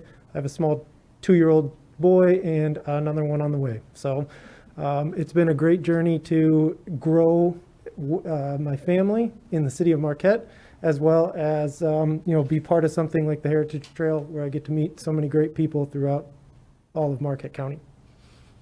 Great, wonderful. Thank you for sharing. Thank you both. Appreciate it. All right, up next we have number 3 on the agenda. It's our consent agenda. This will require a roll call vote due to items 3G and 3I. Commissioners, do we have a motion on consent? Commissioner Stonehouse. And do we have a second on that motion? Commissioner Bonzo? Thank you, Madam Mayor. I'll second that motion. Any discussion? All in favor? Oh, sorry about that. Roll call vote. City Clerk, if you could help us out, we'd appreciate it. Commissioner Bonzo? Yes. Commissioner Davis? Yes. Commissioner Hanley? Yes. Commissioner Hill? Yes. Commissioner Stonehouse? Mayor Pro Tem Mayor? Yes. And Mayor Smith? Yes. 7-0. And that is the consent agenda. All right, so up next we have new business. There are 3 items on new business. Number 4 is our police labor agreement. Number 5 is the Vault Marquette reimbursement agreement. And then number 6 is the Renovair project that many of you are here for. So 3 items here. All right, up next we've got item number 4, the police labor agreement. City Clerk, could we please have the background? The City of Marquette has reached a new agreement with the Marquette Professional Police Association, Police Officers Association of Michigan. The bargaining unit has ratified the agreement. The main issues during the negotiation were wages and support staff hours. The parties have agreed to a 2-year contract with a 2% wage increase for year 1 and a wage reopener in year 2. A 10-cent per hour increase in shift differential for both second and third shifts, an increase of 2 additional vacation hours per week for duty detective on-call incentive, increasing support staff from 7.75 hours per day to 8 hours per day, and the reclassification of one of the clerical dispatch positions to senior clerical dispatcher, accreditation manager assistant. The City Commission will have the opportunity to review and consider approving the wage proposal for year 2 once that package has been settled. The city's bargaining team would like to thank the Marquette Professional Police Association for their willingness to work with us to negotiate an agreement that is fair to the employees and the city. Fiscal effect, the total cost for the first year, 2% increase to wages, 10 cents increase to shift premiums and changes to clerical staff hours, and 1 position equates to roughly $58,800. This amount is included in the fiscal year 2022 budget. Recommendation, approve the Marquette Professional Police Association labor agreement effective October 1st, 2021 through September 30th, 2023, and authorize the mayor and city clerk to sign the agreement. Alternatives as determined by the commission. Thank you, City Clerk. Commissioners, do we have a motion on this item? Commissioner Hanley? I motion that we approve the Marquette Professional Police Association labor agreement effective October 1, 2021 through September 30th, 2023, and authorize the mayor and city clerk to sign the agreement. Do we have a second? Commissioner Bonzo? I'll second that motion, Your Honor. Commissioner Hanley, any discussion? I'm very happy that they were able to come to an agreement with the city, and I look forward to hopefully getting them a better raise next year. And Commissioner Bonzo? Yeah, I would agree with that. I come from a law enforcement family. My dad was a law enforcement officer in Marquette County for about 25 years. My mom actually worked for the city police department as a secretary for about 30 years. And I'm really glad that we were able to come to a fair agreement that's very similar to the other labor agreements that we've approved for other bargaining units in the city. I think it meets the fiscal constraints the city is under, and hopefully in the future we'll be able to have a more generous raise. Being a law enforcement officer is not an easy job, and it's a job that your entire family takes on. I think as we saw it tonight, earlier, it's invaluable to our community. So I'm glad we were able to come to an agreement. Any other comments or discussion from the commission? I just wanted to add that I am impressed with this contract. I know that it's been a difficult year to settle a contract when we are facing a deficit. This was able to be budgeted for. I think it's reasonable by both parties, and I appreciate there's a lot of work that went into this contract to make, negotiate to the best of our ability. And I'm hoping in the future that we are able to be in a better budgetary situation. But for this year, I think it's the best we could do, and I appreciate the police labor group. All right, let's go ahead and take a vote. All in favor, please say yes. Yes. Yes. All opposed, please say no. Motion passes 7-0. Up next, we have number 5, the Vault Marquette reimbursement agreement. City Clerk, could we please have the background?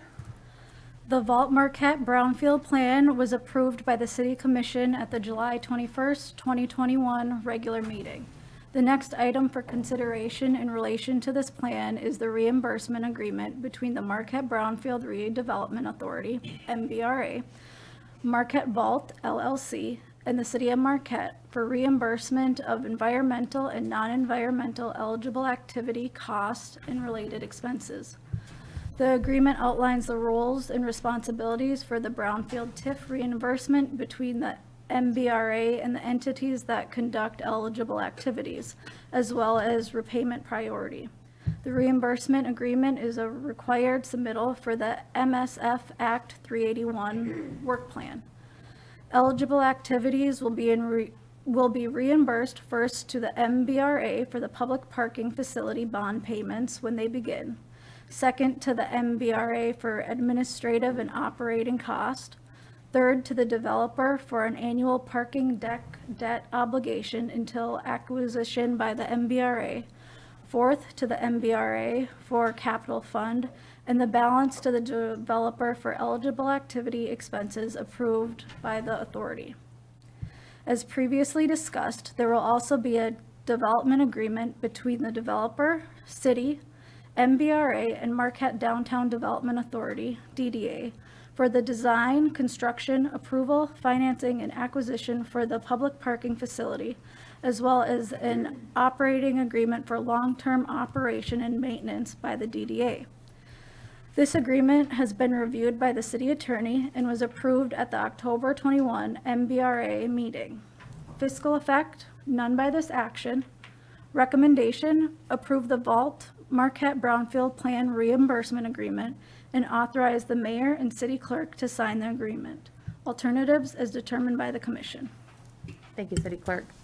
Commissioners, do we have a motion on this item?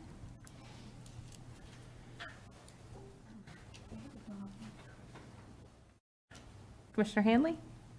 I motion that we approve the Vault Marquette Brownfield Plan reimbursement agreement and authorize the mayor and city clerk to sign the agreement. Do we have a second?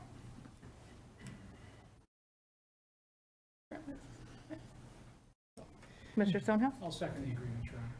Commissioner Hanley, any discussion? Not from me. Commissioner Stonehouse, any discussion? Commissioner Hill?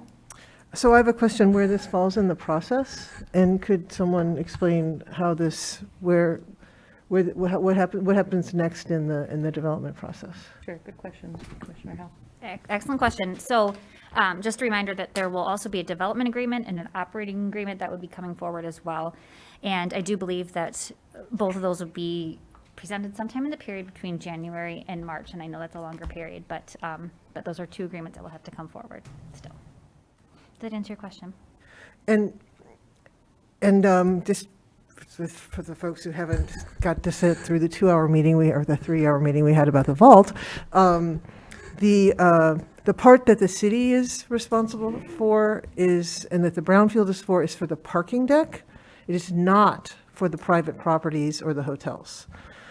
This is our response. Our piece of this is for the parking deck and the parking deck only. And you heard the parking deck is the first thing to be repaid in this process.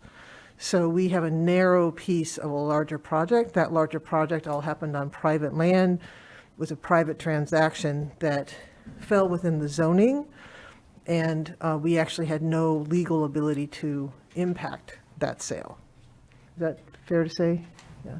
I think that is an excellent explanation. Yeah, thank you. So we are voting on what happens with the parking deck and nothing else about that project.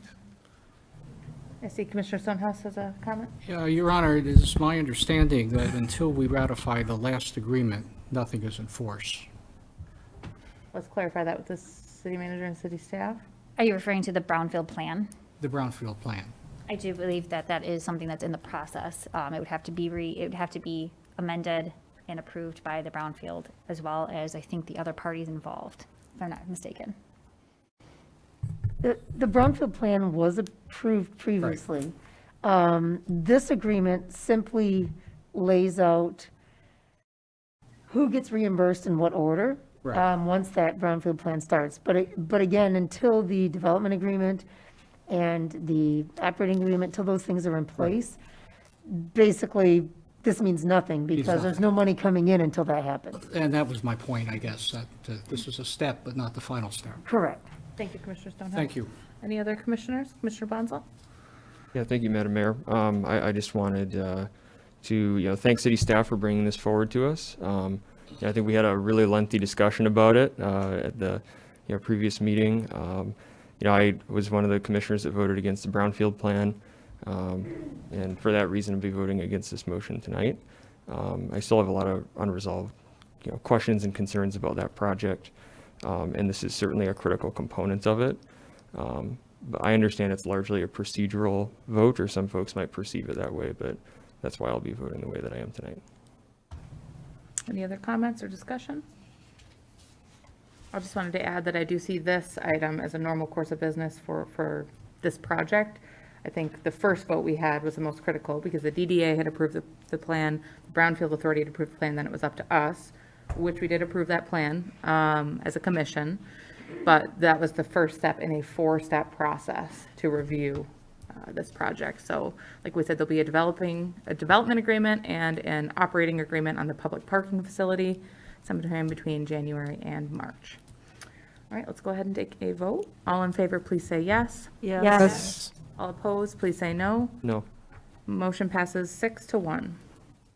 All right, so now we are at item number 6. Resolution of intent to sell city property. This is parcel 0511840. This will require a roll call vote. City Clerk, could we please have the background on this item? The city manager received a proposal from Renovare Development to acquire and develop the surplus city property located between Fair Avenue and Wright Street. The attached proposal outlines a strategy for developing housing options that have been recommended by the Ad hoc Housing Committee on the property. In order to realize the project, the city would need to transfer the property in a manner that would provide some reimbursement in accordance with Section 2-506 of the City Code. This is the first step in the process and provides the city manager to direct the sale of the property and negotiate terms on behalf of the City Commission. The city staff has identified some recommended terms to guide in the directing of the sale, which includes an appraisal of the property, the facilitation of community input by the developer, and the execution of a labor development agreement to describe the parameters of the property transfer and developer obligation. The proposed resolution of intent to sell is not final and is subject to further city commission action to sell the property, provided the terms are acceptable. Fiscal effect, none at this time.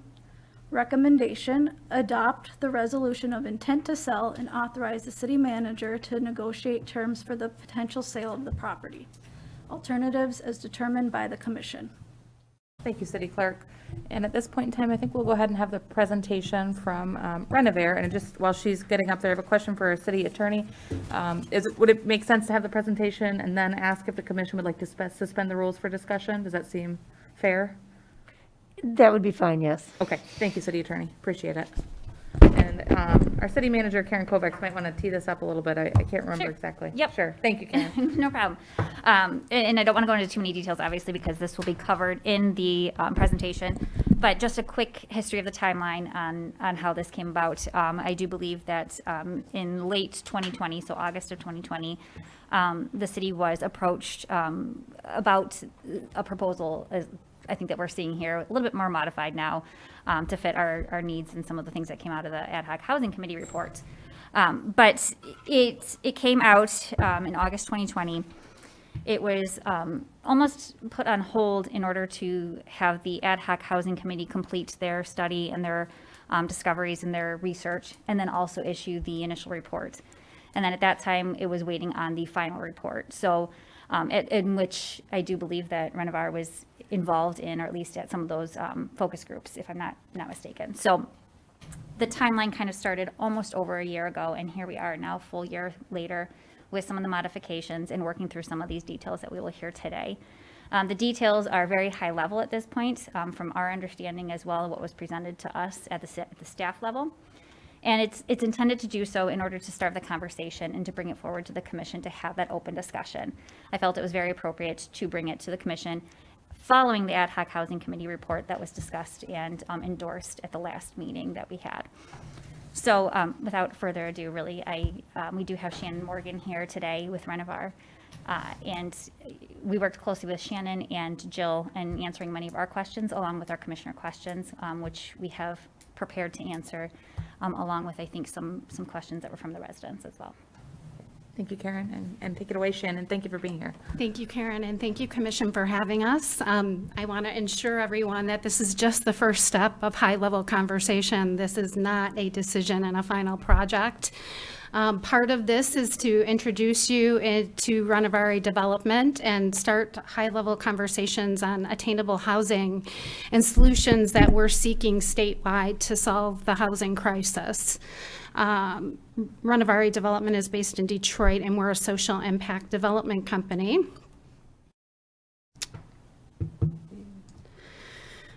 As many of you have read on our website, we really focus on transformational projects. We focus on projects in partnerships with corporations, with municipals to solve deep community need for impact. And part of our dialogue statewide has been looking at tools in the toolkit to address attainable housing solutions. The state of the national housing crisis and local crisis is beyond understanding for most folks, and delivering housing as economic development tools is a critical need that's being focused on through many, many organizations right now. I'm going to move through the presentation very quickly because I do realize that there's a lot of technical questions, so I want to leave as much time so we can dig into the details. A little bit about our team. My partner and I both have 25 years experience in the housing industry. I've completed over 20,000 units of housing across the country, mainly centered here in Michigan. I've worked with agencies across the spectrum, once again, to come up with high-level solutions and putting together creative capital stacks. My partner as well has worked on some of the largest land assemblages, working on in community development for Wayne County. We have a long-term relationship throughout our careers. Just some of our prior experience and a sampling. I am a partner and owner in the Grandview Marquette. I really enjoyed my experience here in the city, and I can appreciate everyone's passion and love for everything that is important to them and what community means. We've worked on projects from historic preservation to workforce housing to extending Main Street citywide. Just moving through some of that, you'll see we've done large land assemblages from 100-acre plus to city projects to brownfield development to housing needs, to housings that serves every demographic. As you guys know, there's an acute housing challenge, and there's a broader challenge in the Upper Peninsula. We're losing population. We continue to lose population. There isn't housing choices right now. And what we wanted to do is work with the city to identify resources, tools, and locations where we could bring some of the initiatives, that you saw were presented at the ad hoc housing committee into fruition and realize, what that development and the impact could be. Overall, we're having conversations with businesses that aren't expanding, lack of access to workforce. The housing crisis is really exacerbated during COVID. Our project selections really include looking at specialty items from rural main streets to urban cores to opportunity zones. We took all that into effect, including the redevelopment ready community program and site selection. Obviously, I think everyone here knows the location. Just so everyone knows the dynamics, certainly this is not a final site proposal here, but a test fit to look at delivering housing options that would service a broad of array of demographics and area median incomes.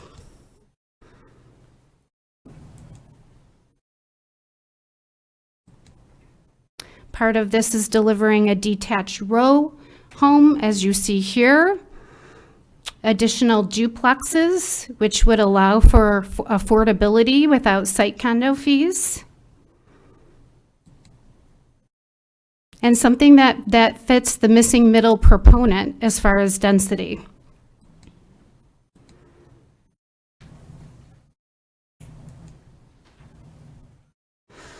Overall, the project that we put together features 69 units, 13 detached row homes, 24 duplexes, 33 townhomes. 50% of the units would be restricted for workforce housing, which is 60 to 120% of HUD's area median income, and $15,000 down payment assistance would be available for those qualifying units.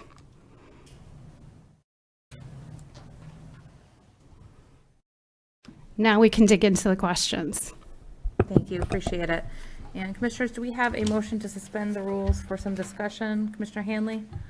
No, sorry. I saw your hand first. Sorry. It's fine. I motion that we suspend the rules for discussion. And a second, Commissioner Bonzel? I'll second that motion. Any discussion on discussion? Let's just probably get to the vote to suspend the rules, hey? All in favor of suspending the rules for discussion, please say yes. Yes. Yes. All opposed, please say no. Motion passes 7-0, so we have now suspended our rules to discuss. Commissioner Hanley, you made the motion, so go ahead and start if you've got any comments or questions, and then we'll go to Commissioner Bonzel, then I will go down the line alphabetically from there. I think after the amount of public comment we got today, we all have a lot to talk about. I do want to make a couple points that I will find where I wrote it down, I swear. We all have heard from many people who live in the area, and one who very clearly does not live in the area, against this development. However, what I have heard in the last year that I've been on the commission is hundreds upon hundreds of people telling me they need a place to live in our city. As someone who is a young person who lives in the city, or somewhat young at this point, I guess, I purchased my house 6 years ago, and I'm lucky that I did, because as of today, I could not afford to live in this city, and my husband and I both work full-time. It is a huge problem that is facing people of my age and people younger than me, that there just isn't places to live. We all heard from Stephanie Jones when she told us that there are 2 houses in the market of $150,000 to $300,000. I could not afford a $300,000 house in this city at this point. So if one of those is higher up in there, that would be out of my price range as well. I would like to point out that I know that someone called out some commissioners for not owning in the city. I do want to point out one of our commissioners has been looking for a house in this city for over a year and has had many deals fall through because it's just not feasible to find a place sometimes. I really think we should give them the proper look through and see it. Am I fully for this development? I didn't say, I can't say, I don't know enough about it. But I do think we should be looking at it because we should be looking at every avenue that we can to find places for people to live in this city. The one question that I do have, and this might be for city staff more than anything, if we were to agree to this vote today, what does that say? Obviously, it doesn't mean we sell the property, but what does that exactly do? What is the exact ramifications of that? So the decision tonight is not necessarily a yes or a no on the proposal or the project. This is more along the lines of a no or a maybe. The maybe is this allows continuing the conversation and exploring this project or this proposal at this location. So the agenda item is to do a resolution of intent to sell the property. So it's continuing that conversation. It's exploring the purchase price that would potentially be up, which is the appraisal price, 80% of the appraisal price, and just continuing that. The final resolution to approve that sale will still come forward to the commission.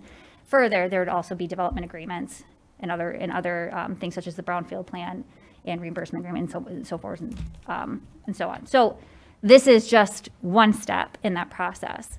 There's also an importance of community engagement, which I think that Shannon was probably going to talk about a little bit more. But there's an important piece of that community engagement piece too, and rezoning. Now, when it comes to the intent to sell, is it intent to sell specifically to this company, or is it intent to sell in general? I do believe it would be working with, the way that this would end up, I think, working with the funding is it has to go into the Land Bank Authority in order for it to be deemed a blighted property at that point, which is then what opens up for the brownfield funding, which is, it is an allowable or permissible activity in the sense of housing. Please clarify. Assistant City Manager Sean Hobbins has been working closely with the brownfield aspect, so I will defer to him to get the exact terminology, please. So I just, this would be the intent for the city to deal with Renovair on this property. I think that was your... It was, but I also do want to point out, like the brownfield side, we've heard a lot of questions about that. Does this actually qualify, or are we somehow slipping the rules? Yeah, and no, we're not slipping any rules or anything. The Act 381 of the state of Michigan, which is the legislation that authorizes brownfield funding, does have an allowance in it for property owned by or under the control of a land bank. So that's why we would do that mechanism. And I think it's important to point out that we are not given many tools from the state to really do any kind of economic development or tax capture. So, you know, while brownfield says it's for, you know, blighted properties, there's other provisions in this act that kind of give us more leeway to use these tools to our strategic goals. Awesome. And I think also to add on to that, in March of 2021, the Michigan Strategic Fund adopted revised brownfield TIF program guidelines that provided for consideration of housing subsidies for affordable or attainable housing. Perfect. Exactly what I wanted to hear. And then the next question is for you. If we do not approve, if we were to say we wouldn't want a brownfield on this, would that be an axe to the project for your company? The project, in order to achieve it, has funding gaps, and beyond the brownfield TIF, we're looking at ARP funding as well, so we'd have to be able to achieve those funding gaps. Brownfield TIF for the use of housing and attainable housing as economic development is a conversation statewide. There's 3 cities who have already closed and are funding similar type of initiatives on city surplus land. The letter that you were provided is from the state land bank, which also includes all the state agencies as they continue to have this dialogue. You'll see that the statewide housing plan will be published later this year, which has a goal of achieving 75,000 units of new housing, with the focus of using brownfield TIF to be able to fund that gap. So it's the available of the resources and tools to make this work. Awesome. That's all I have for this at this time. Thank you so much. Commissioner Bonzel, you made the second on the motion to suspend the rules. We'll have you take a crack at it next. Sure. Thank you, Madam Mayor. So I have a lot of complex thoughts in this project. A few questions that I had that occurred to me, but that also some residents asked. First of all, this might not necessarily be so much for Renovair, but maybe more for the city. I think that there are some legitimate concerns that were raised about traffic flow, traffic calming measures that might need to be put in place, pedestrian safety. I mean, because I grew up in this neighborhood. I walked around, this area many times, and it is true that it's often, pretty dicey for pedestrians on McClellan Avenue. I'm curious if we had put any thought into how we might address those concerns. This is very much in the preliminary phase, so looking at and exploring all of those concerns is absolutely part of this process. I do believe that we would be looking towards our traffic advisory committee as well, and to any other traffic studies that we may need to conduct. Thanks. Yeah, I just wanted to make sure that I lodged that, because that is something that I thought about when I was looking at this project. We certainly have a critical need for affordable housing.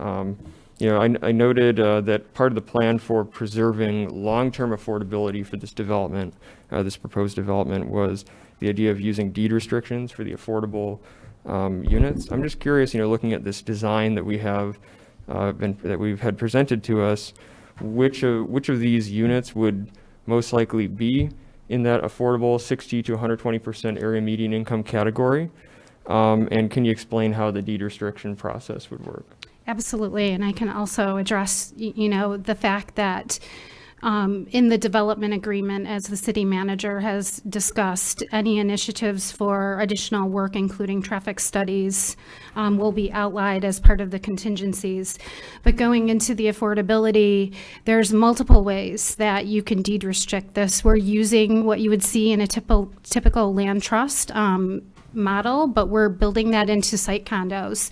So we have several examples of different municipals and projects that have deed covenants that could range from 10 to 15 years that are going to be managed by third-party agencies and partners such as the local EDCs and nonprofits.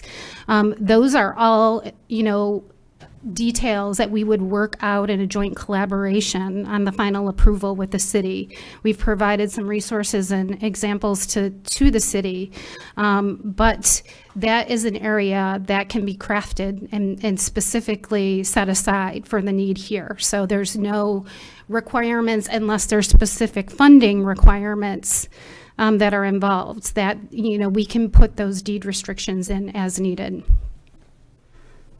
Thank you. And I did have one other question relating to wetland and woodland impacts.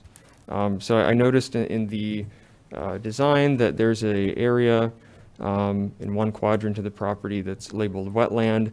I'm curious if that's the only region of the property that's officially designated as a wetland, or if there are other potential wetland impacts that would need to be mitigated. I know usually Eagle has regulations about that. So something I was thinking about, in addition, of course, to the impacts of the forest lands that many people have talked about tonight.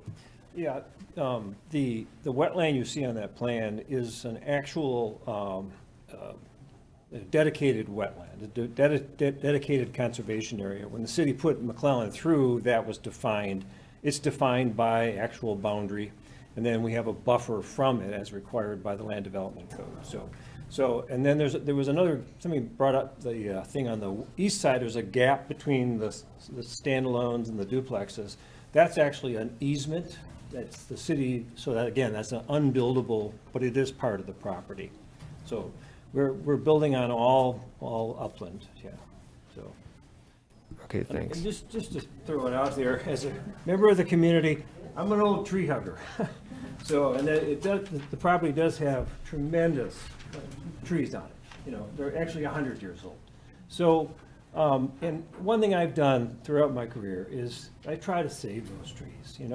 We've developed ways to do a foundation. And these little cottages we've designed, they're really small, tiny houses.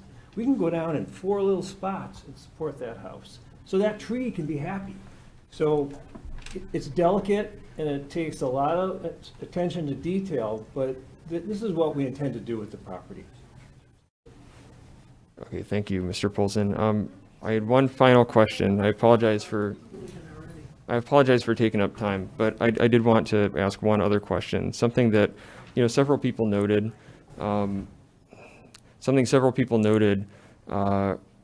Earlier in the meeting was that many years ago when McClellan was extended through this area, that there were agreements or assurances, or the commission made decisions regarding the property not being developed in the future. But I think we've heard from some other folks that it was parceled off for eventual single family or residential developments. I'm just curious if we can get some historical, like going further back than just the last few years, get some historical background on that, and what the city committed to at the time, what assurances were made to the neighbors, and what the city's plans are for that property.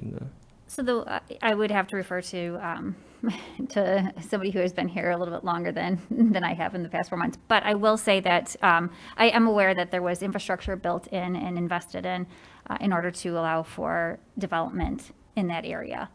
And that is what we're going off of, and that is something that we looked into. But as for specific assurances or promises kept, I would have to really refer back to somebody who may have known. Dennis, I look right at you. I see Dennis Stackowitz, and I'm also fine if Commissioner Stonehouse would like to weigh in after that. But we'll pitch it to Dennis first of all.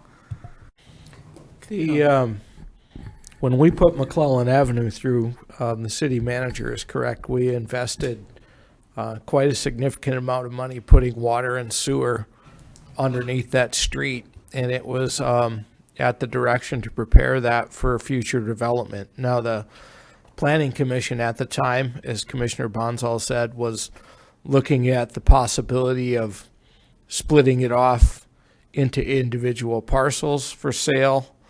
That never came to fruition because some other shiny object appeared on the radar, because that never happens, right? And but the infrastructure was put in place for that. I don't really have a dollar amount on that, but it was very significant at the time. And also when we factored into the design of that McClellan extension, we had some give and take for some folks that had spoke here about the alignment of the road, because the headlights pointing at the houses and stuff like that. And when we did the alignment coming back north, that was designed such that it could be future residential in there. As far as any, I have no comment on city commissioners at the time going door to door making promises to people. That's not something that staff would be involved in. And as far as my recollection of any city commission action that would preserve that property, I honestly do not recall that being done. Thank you, Dennis. And Mr. Stonehouse, do you have anything you wanted to add? I can only add that having been there when that occurred and having been a city commissioner, I remember that the utilities were put in for single-family homes with the possibility that at some point in the future it may be necessary to break that down into single-family. But I also remember the mayor and several commissioners making the promise that nothing would be occurring to that property, period. So that promise was made. I was present when it was made. So we have the choice of either honoring that or not. But that commitment from the council, the commission, from those individuals was real and honest. Thank you, Madam Mayor. I have some other questions, but I want to allow other commissioners to go ahead. So, thank you. All right, Commissioner Davis? Thank you, Madam Mayor. Shannon, your company is impressive, and I really appreciate your interest in Marquette, and you've already been involved in Marquette and have a proven track record, so thank you very much. I have a couple questions that haven't been hit on yet. Did I hear you say there will be no condo fees or any sort of an association fee? On the affordable units for the detached row homes and duplexes, that design specifically is to alleviate site condo and focus on affordability. Okay, so everyone will be responsible for their lawn mowing and snow removal and snow removal. Yep, those are owned properties. Okay, thank you. What are your plans for community engagement? Right now, we've been having ongoing conversations with Lake Superior and other local entities, to design a robust community engagement process. Part of that is that this is high level. This is, where the proposed development is. If this were to move forward, we would design that in partnership with the city. And look at what that process would be. So it's most likely that the residents here that are speaking up would have a voice in how this proceeds. Okay. And that would also include multiple meetings for participation in the planning efforts. Okay. And you talked about the deed restrictions that may take place and a third party being involved in monitoring that. How do you choose that agency, and who would you look at in Marquette to be doing that? Once again, that's working with local agencies and working with the city to craft who has the capacity to administrate that. Certainly, it needs to be a HUD-approved counseling agency. It needs to be a nonprofit. It needs to be a local EDC. And part of this would be setting up a revolving loan fund to make sure that it's administered and monitored. And these are other type of proponents that have been done. So there's examples and similar type of projects that use other types of financing, like the neighborhood stabilization program, that we would bring in those type of examples to put that mechanism together. Those also could build the foundation to support other similar type of projects in the future. Do you feel we would be able to identify that particular agency here in our community? Yes. Okay. All right. And they would need to be locally here, obviously. Okay, that's good to know. You know, Stephanie Jones, I really appreciate the statistics you brought. And, you know, it's certainly true that we have a housing problem here, and I would love for this particular commission to make a real positive impact on our housing problems. I have a very difficult time, and I am not going to support this vote. The proposal and the resolution that is presented and is before us, and for two main reasons. One is that the sale and the acquisition by the county land bank, taking property that is not eligible for brownfield and making that extra step to make it eligible for brownfield just doesn't sit well with me. The other thing that I would like to see happen is if the city chooses to sell surplus property such as this, that it would be going out for bids for other potential purchasers. You know, but there's also another part of this, and it's like, after 41 public comments, I had 11 phone calls in the past couple days, and I've gotten 7 emails, and I'm sure that other commissioners have had that. And there's a big part of this heartfelt passion for this woodland. And I felt that at 2:30 today. Colleen Roberts, I live in your neighborhood, you know, so this is not my normal walking area, but I've been on that particular part of the bike path a lot of times, but I've never taken the time to walk through the woodland. So at 2:30 today, I took a walk. And there are a lot of beautiful trees. There are a lot of human footprints and no trash. There are a lot of dog prints and no dog waste. So I know that the people who are using this property are taking really good care of it. I found a lot of deer tracks, a lot of little animals running around. I found a birdhouse that someone put up. And I found a stick fort that would be put up by children. And it all made me very happy. It was a very nice place. And I spent a lot of time walking around there. And then I crossed McClellan, and I tried to walk the wetlands. You don't get very far when you walk wetlands, but I could tell that there was a lot of activity from animals in there.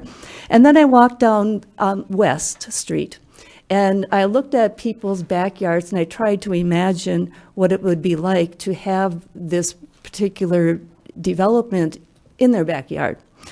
And I knocked on Ann Donahue's door, and I said, can I walk through your backyard? And I went over to McClellan, and I did.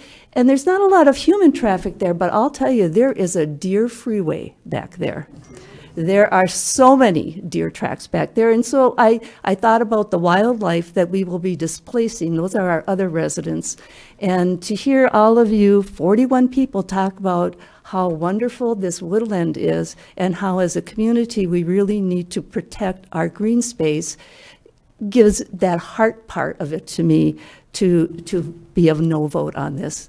As much as I would love to be this project to be something that we could help resolve the housing issue, I'm just not convinced that it's at this particular part in our city.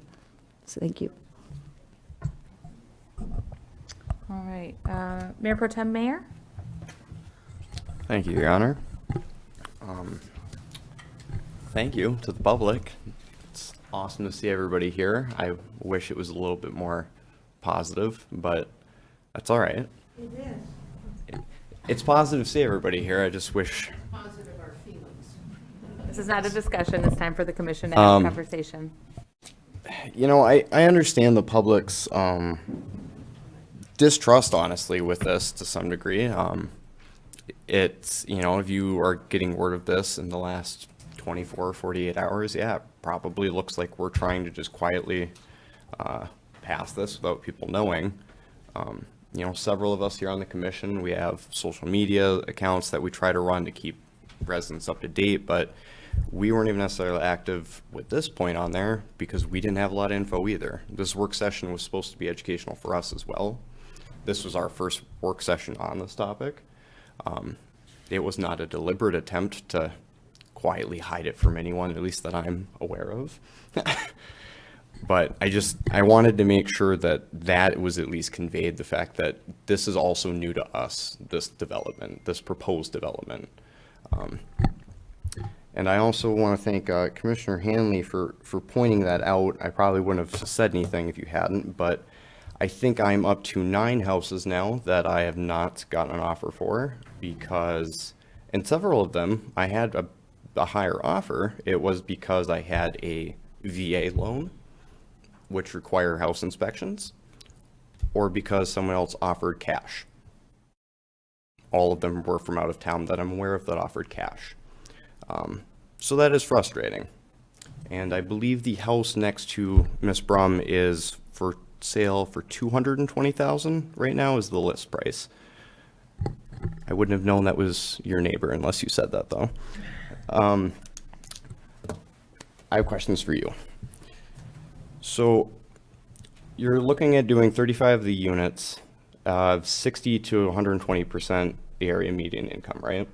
Correct. Is that based off Marquette City or Marquette County? It's going to be based on, once again, parameters unless special financing requires can be deemed by the city. Generally, I would say it should be city, but it can be both. It can be county, unless there is any compliance or regulatory items that state otherwise. Those are parameters that can be defined in the development agreement. Okay, thank you. And you're talking about doing, how exactly would this work, the deed restricting for making it a workforce housing? What do you mean by that? If you look at any type of affordable projects, there's always a deed covenant, and those covenants and restrictions are defined. They can be in the master deed and bylaws of the site condo regulations, and they're actual deed restrictions. There's all types of financing mechanisms in HUD that have these type of deed covenants that we can provide as examples. Once again, it can be 10 years, it can be 15 years, and it can be released through the approved agency. So if there's a nonprofit partner, an EDC who's managing this, what would happen is if you had to sell your house, you would have to get the approval to meet the deed covenant. So someone coming in would still have to qualify in the 60 to 120% area median income, and they would have to get a release clause to remove that restriction off the deed. Can't sell it and convey a deed without that removed physically. Okay, thank you. A thought that I had is what your thoughts might be on deed restricting it for primary residency owned. That's also fairly common. So yes, I mean, in many of the neighborhood stabilization programs, there were even further defined parameters that it must be primary residence, certain city requirements, all of that, once again, keeping this high level, are terms that can be deed in the final development agreement. And it's fairly common to make it a primary residence for these type of properties. And you would be open to doing? Yes. To considering things like that? Yes. That's awesome.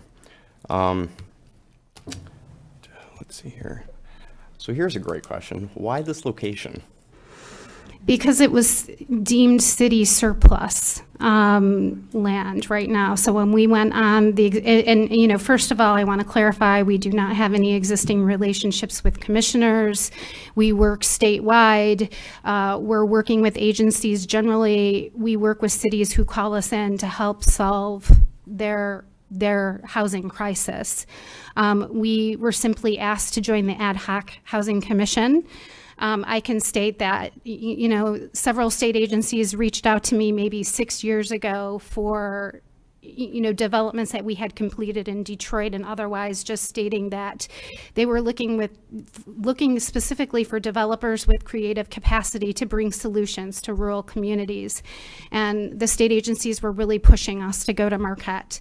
I was told about a vacant building that had multiple failed development projects, and got on a plane and toured the orphanage, absolutely fell in love with that, put a team together, and it was an amazing experience. Fell in love with the city, really appreciate the dynamics. I think there's, certainly a broader public need for education on, what we're looking at as far as, the economic development challenges and housing moving forward. We have been working fairly closely with several statewide organizations to create this TIF model that is about to, be introduced statewide as an example, and this site worked really, really well. When we went online, we were provided, once again, we looked at properties and we found this particular property.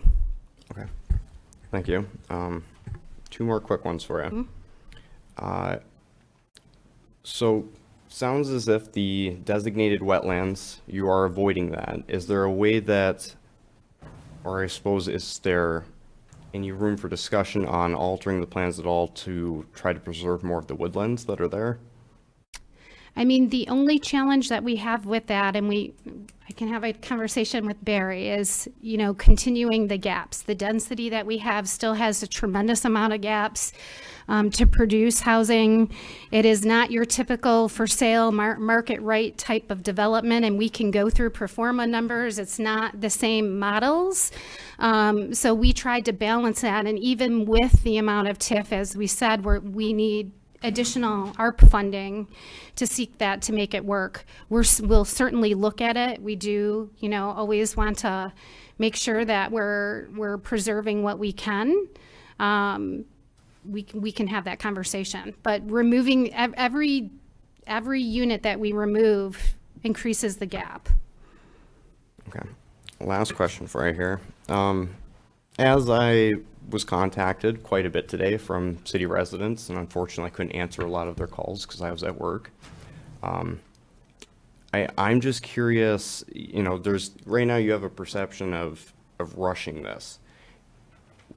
What's the harm in waiting a month to get more public engagement, to do more of that part of the process? Or is there like a timeline that you're working off of right now? There's a couple of items. Number one, it's not a rush. Two, we need some type of formal or informal soft site control to even finish and present and answer many of these questions that you have, and have conversation. This is not typical financing. And two, part of this is seeking funding that's coming down right now. And this funding has a very limited window. It's getting, ahead of that to make sure that this project is not sustainable without that. As you know, ARP is going through legislative approval. We would be seeking additional funding using the Housing and Community Development Trust Fund. But we did not see the site control as finalized. This is an informal LOI to engage and get the remaining pieces to start to put this site together in a way that we can engage and have, dialogue for the financing needed to make sure that this was a viable project. I understand the process and the many, many more months of meetings like this that would probably have to happen.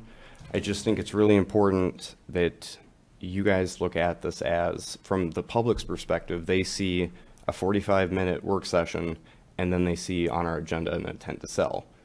So the perception as far as community engagement aspect, that's where I guess I'm concerned there, because it doesn't look like a multi-step process, because the education component of educating public as far as this is what the entire process looks like never got to happen yet, is all I was, I guess, getting at there. But well, and I would say that the LOI or site control, as I'm sure Dennis and Karen can explain, is very soft. It is not a final sell. It's not a commitment. It allows us to move forward into the next step. That public process, I would anticipate, would go well into next year. You know, and if this moved at the quickest pace possible, a project wouldn't happen until, you know, probably third quarter at the very soonest of next year. So this is not meant to be an expedited process. Thank you. Commissioner Hill? Okay. Thank you. Thank you, everyone. Great questions. Thank you very much, Cody. That illustrated a lot. And I share the disappointment that it took till the person immediately in front of me for me to even understand this process. I'm hugely disappointed by that. And I will take some ownership of that. I have been on this commission now for 3 years, and you were kind enough to re-elect me. And I'm sorry that the city is treating you this way. I am personally responsible for some of that, and I am sorry. You should have, this process, it is only a 45-minute work session, and then there's a vote to intent to sell.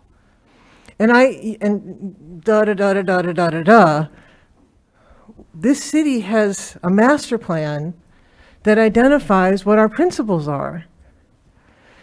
And instead, well, I went online and I found a piece of surplus property. I don't think that's how we should develop our community. And you know, there's so many confounding factors, of course, the biggest one being, of course, COVID, right? I mean, we are partially at crisis because we are in an epidemic. And by the way, I'm going to thank you for those of you who are wearing a mask. And we are in an epidemic, people, still to this day. People I know right now are very sick. So, that said, and we all love Marquette, right? My husband and I got jobs here on the same day. I'm going to get emotional. We were so lucky to get to move here. 2014. We moved here in the middle of the polar vortex. We did. When my husband snowshoed on the lake while I was doing my job interview, and then true story, and then we sold our house downstate, and we sold it for cash, because if you can sell it for cash, why not, right? We sold it for cash. And I can tell you, we bought that house in 2011 at the bottom of the Metro Detroit housing market, and we paid $50,000 less than the guy who sold it to us when he bought that house 10 years earlier. Because remember the crash? I'm old enough to know that part of the story, right? All my colleagues and friends losing their shirts on real estate, right? So, thank you for indulging me on that. But yeah, this stuff is personal, right? This stuff is personal. This is where we live. This is our homes. So, I'll say we moved here. We took an apartment sight unseen at Torville North. Ended up being able to see Sugarloaf out our window.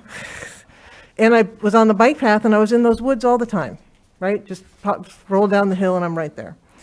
So I do know what you're talking about. But yeah, our economy is kind of messed up, right? Our economy is messed up, and we can't buy and sell houses. We can't keep our restaurants staffed. We can't. And here's one other thing I'll tell you. I have 18 years of schooling in here. So equivalent of my first mortgage is actually in here. 17 years to pay off my school loans. So those folks who are like, why can't they just take it? When you're already paying a mortgage for your job, to have a job that allows you to have enough money to pay for a house. That's what and I'm not that young, but that's what we've had to deal with in our, in our time.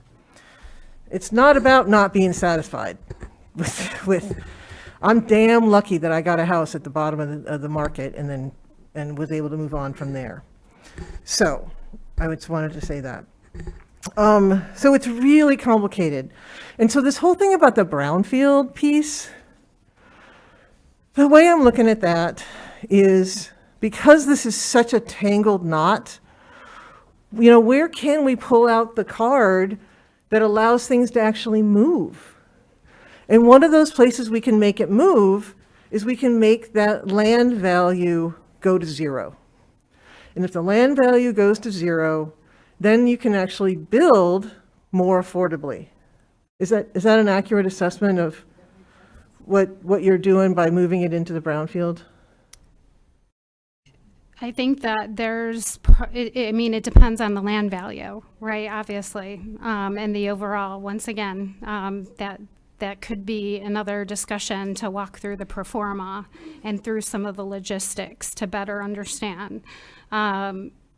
If it was, certainly in the right parameters, that could happen. It's just the tools to fill the gap. So it's not, we're not giving them more money. We're making the housing affordable. That's what's happened. That's my perspective. Now, okay, so you don't agree with me, that's fine. But I can, when you look at it, otherwise, it's a $300,000 development instead of a $100,000 development. You got to get the money out of somewhere.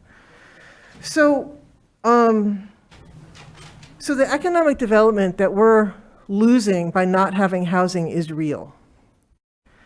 And we can, and this company is willing to shift things around and move things around in order to actually try to make housing happen.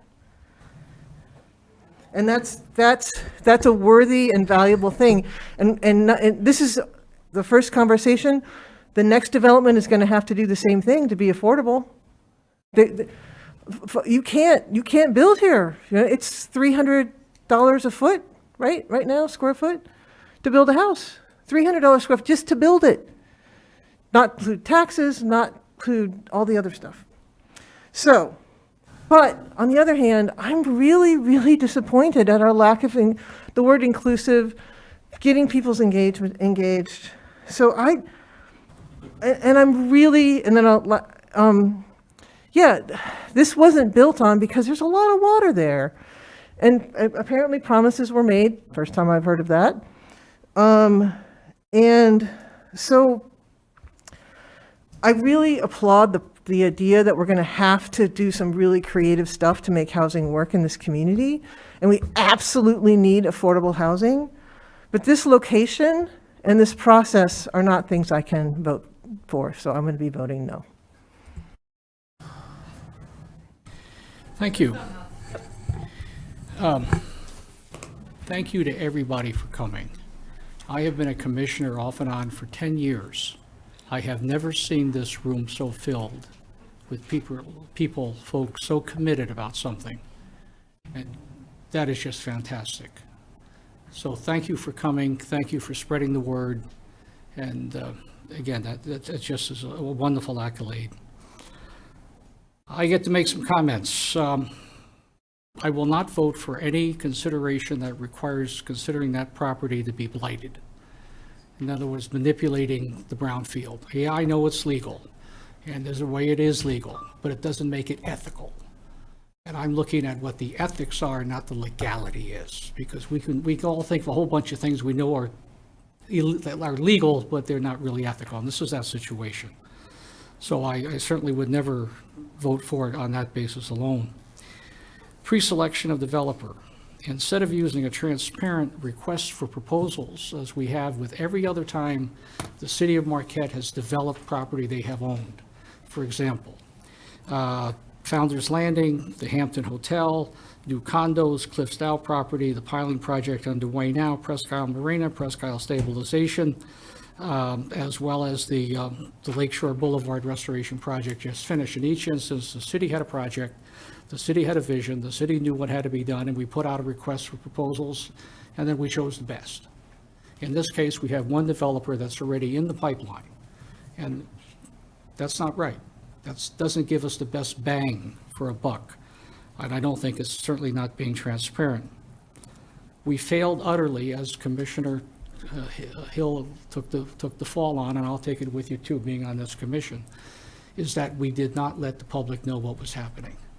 Now, granted, several of us only found out a few days ago what was happening, but the point is, we should have had a press release out a month ago. We should have had a full public hearing set up. We should have let everybody know what we could and get their input as you have provided it tonight. That's our failure, and certainly on the city. The failure to consider negative financial impacts on that neighborhood. And they will be, because you're not going to put this kind of development in and have a positive impact on the Elder Drive area. I have some experience with Elder Drive from the standpoint that when I originally campaigned, I walked every house, every street in the city of Marquette. There's 4,552. I know that because I was hand out brochures at that number, and that was where I stopped. But one of the real treats of doing that was learning neighborhoods, finding these little cul-de-sacs where people had settled. And they were cool. And the one up on Michigan Avenue, kind of up on the hill, was really cool. Elder Avenue, the Elder Avenue area was just, wow, there's people and there's dogs and there's, if you want to remember the old movie Pleasantville, it was much like that. And I know it still is. And that's a very precious thing that we don't want to destroy. I don't want to destroy. And this will certainly, again, if not destroy it, certainly have a significant change on people's lives. And that's not what we want to do. You could make the observation that current residents in that area would just be collateral damage in the name of affordable housing. And I don't think that's right. I think that's wrong. I think we need to be taking measures to strengthen neighborhoods, not make them weaker. Now the question is, do we need more affordable housing in Marquette? You bet we do. And we need the right kind, we need it in the right place, the right location. I might offer up, why did we not look at Cliff Dow property? How many acres do we have there that is ready, that is genuinely blighted, that you could make something work with brownfield very easily there, because it is a brownfield, as opposed to trying to create one artificially. And certainly would allow you to sculpt the lakefront terrain far better than you would be able to try and jam it in on McClellan Street. I will encourage the commission not to waffle tonight when they take the vote. Don't say, yes, we're going to say yes, but that's really just a high-level discussion. It's got to come back here anyway. What I would suggest the commission do is just take a very positive vote of no. We don't want this project. We don't want it in this location. We're not going forward. We're not looking at it. So all these good people in this room and so many others can sleep tonight, knowing that it's been put to bed and the city is not going in that direction. Again, our citizens deserve a much better treatment than simply prolonging this process, because that's not what it's about. It's about the neighborhood, it's about the impact on the neighborhood, and that's the end of the story, really. We appreciate what you guys have done. We hope you'll be able to find a site in the city we can work with. And there are many, but this is not one of them, in my view. Thank you very much for the time, Your Honor. Thank you, Commissioners. I've got several comments here, and then I think we'll probably roll out of discussion and into a vote, is what I'm thinking. So I won't keep everyone in suspense. I will be voting no on this project tonight. First and foremost, I want to thank the public for coming. I appreciate those who've called, emailed, but especially those who've showed up in person. In hindsight, I feel like the timing of the work session and having the agenda item on the same evening was a poor decision, and you can blame me primarily for that, and I'm sorry. I truly am. I feel like some of this is you learn as you go, and I've learned a valuable lesson here. And I was a no on this project before I heard from many of you. So that was going to be my vote, even if you didn't show up tonight. but thank you for expressing your concerns. I get it. I get your concerns. I share many of them. I live in this neighborhood, as was mentioned, along with my husband and our 2 daughters. They're age 5 and age 1. And my family has lived in Marquette for 7 generations. So we've been here a while. I know we've got a lot of stories, but I just have to share that I pick raspberries in the creek off Center Street. Looking at the audience, your family members have delivered my children. I work at the schools along with some of the teachers who are spouses of folks in this audience. Some of you bike with my in-laws. I know over half the people in this room. And it's not, to me, I get the housing affordability is a critical issue, and we still need to address it, and I still think there is room for Renovare somewhere in Marquette. I don't know where that is, Shannon. I think we can figure it out. I think the brownfield is a little wonky, but I could be on board with this location has always been a concern to me. We have a land development code, and one of the biggest things we try to do with that is preserve the forest tree cover in the city of Marquette. And this area, to me, when I first heard about it, that was one of my biggest concerns. And it's not because of the NIMBYism. It's not the people in the backyard, just that, right? That's a piece of it. But it's also that we want to preserve the character of Marquette. And I feel like we have to do that really strategically and carefully and with slow conversations and trying to figure out the right fit while solving complicated problems like housing. And I think we're going to get there, but God, it takes a long time. We'll get there. I just have to add to, my kids go sledding in the woods when they like push the snowbanks up the sides. I walk and bike down that bike path all the way to Holy Cross Cemetery, where I have family members who are buried. I get it. I live and breathe that neighborhood, okay? You'll see me walking with my big red stroller and my 1-year-old talking on the phone, not about Margaret Brum, but a lot of times it is city business. Hopefully I'm not too loud, but but I'm there. You'll see me with a big red buggy just walking laps. So prior to this meeting, I had 3 main concerns. One was the brownfield. I felt like it was a little odd. I was just like, it's not a no. I could get there. I think that there is room in the right place. And I think Commissioner Stonehouse brought up a good opportunity at Cliffs Dow. I think we've got some other potential opportunities as well. I have another concern about the deed restrictions, and I know Pro Tem Mayor asked about that. I think we could work that out, and I hope that we're able to work it out in a different location. But again, the location has been the biggest issue to me. I feel like we can work in other areas of Marquette in making, instead of, it's not clear cutting, but like almost clear cutting, building more dense neighborhoods, allowing more flexible zoning, allowing fewer parking restrictions, doing other things in neighborhoods to allow, I'm going to use the wrong word, where you can have over the garage. Thank you. I called them something like mother-in-law units at one point, and I got in a lot of trouble. So I'm not saying that, okay? Everyone knows what it is when you say that, right? Okay, so then also I am for attainable and affordable housing, another location. Shannon, I do want to say I really appreciate your creative approach. You and your partner, you guys are a woman-owned business doing incredibly innovative things, and I hope that tonight, your takeaway for me at least is that I'm excited to potentially work with you on another project, but I just can't do this location.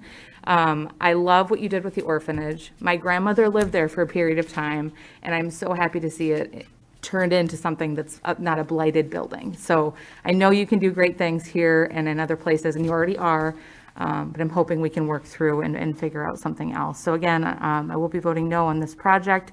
I did want to add for the community and the commission, when we do get a proposal like this from a developer, it's our job as a commission to put it on the agenda and either vote it up or vote it down. You know, I can't say as mayor, nope, commission, don't look at this one. I don't want to look at it. And that's not really how I felt about it. I wanted to hear more about it, right, at our work session. But we have to review it. So appreciate all your comments, but just because something's on an agenda doesn't mean it's automatically approved. I know a lot of times it is because, you know, we try to get more information and things, but with these complex issues, sometimes we flub up, and I'll take the ownership on that. I appreciate other commissioners sticking their neck out too, but really that's on me. And I promise I'll do better on that, okay? Appreciate you all. All right, so at this point, I think, do we have an additional comment?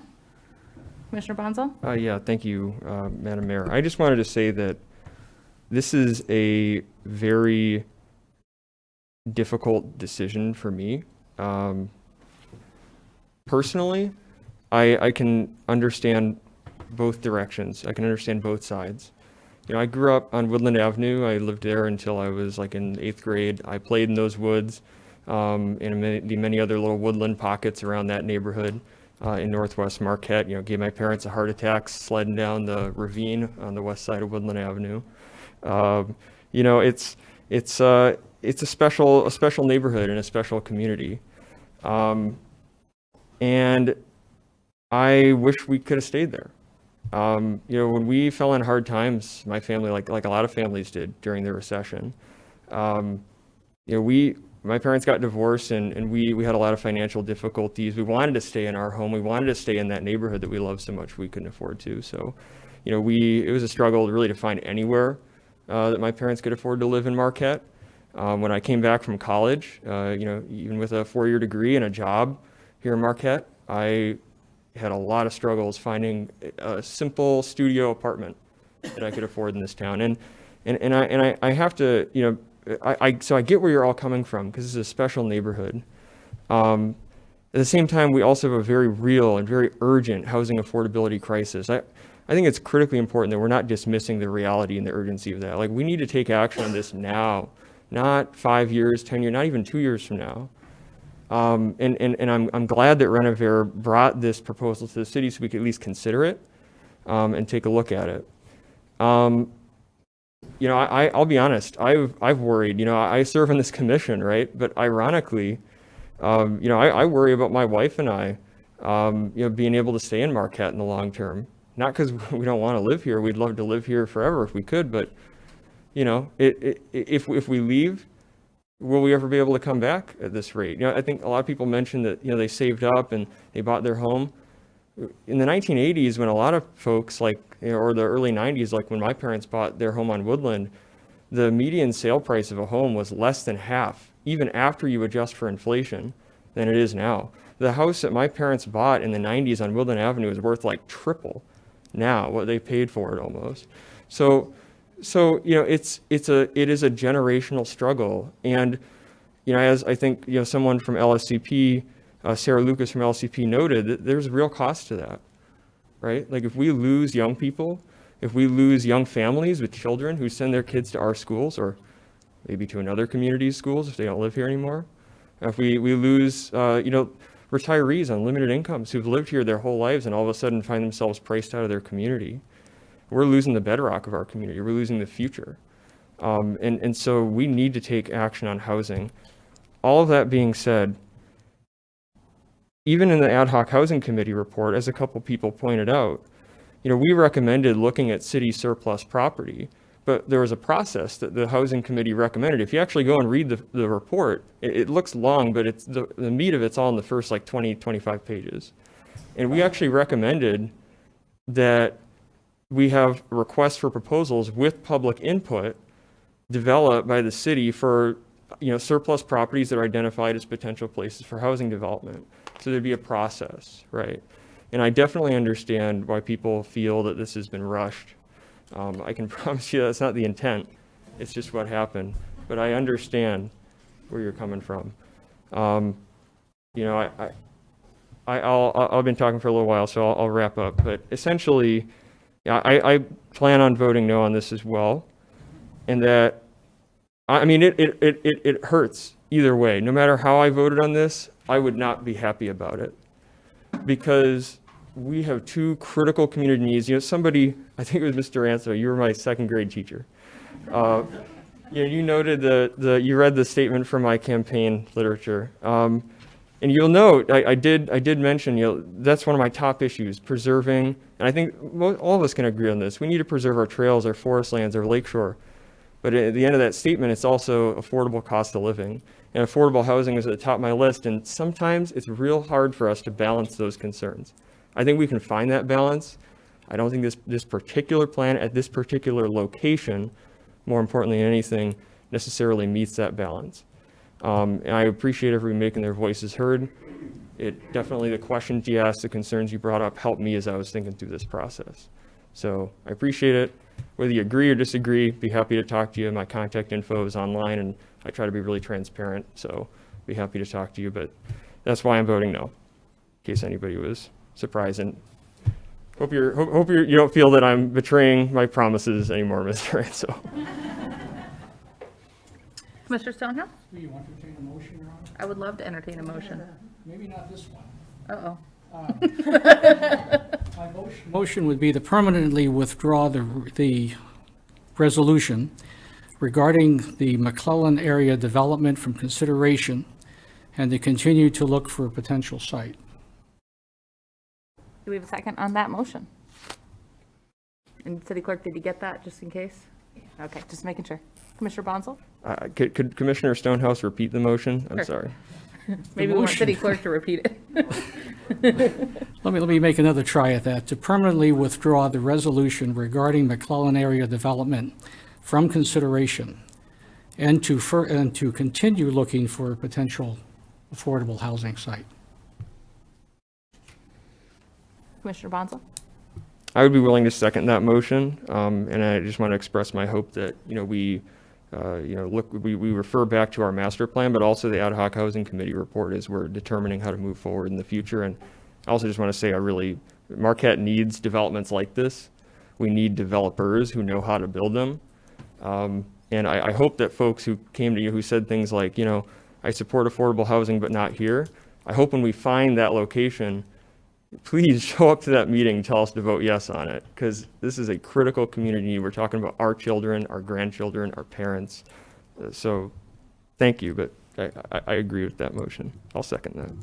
Discussion, Commissioner Stonehouse? I think it continues to keep the focus on finding the right site to do the affordable housing, right sites. It's not just one area, it's a number.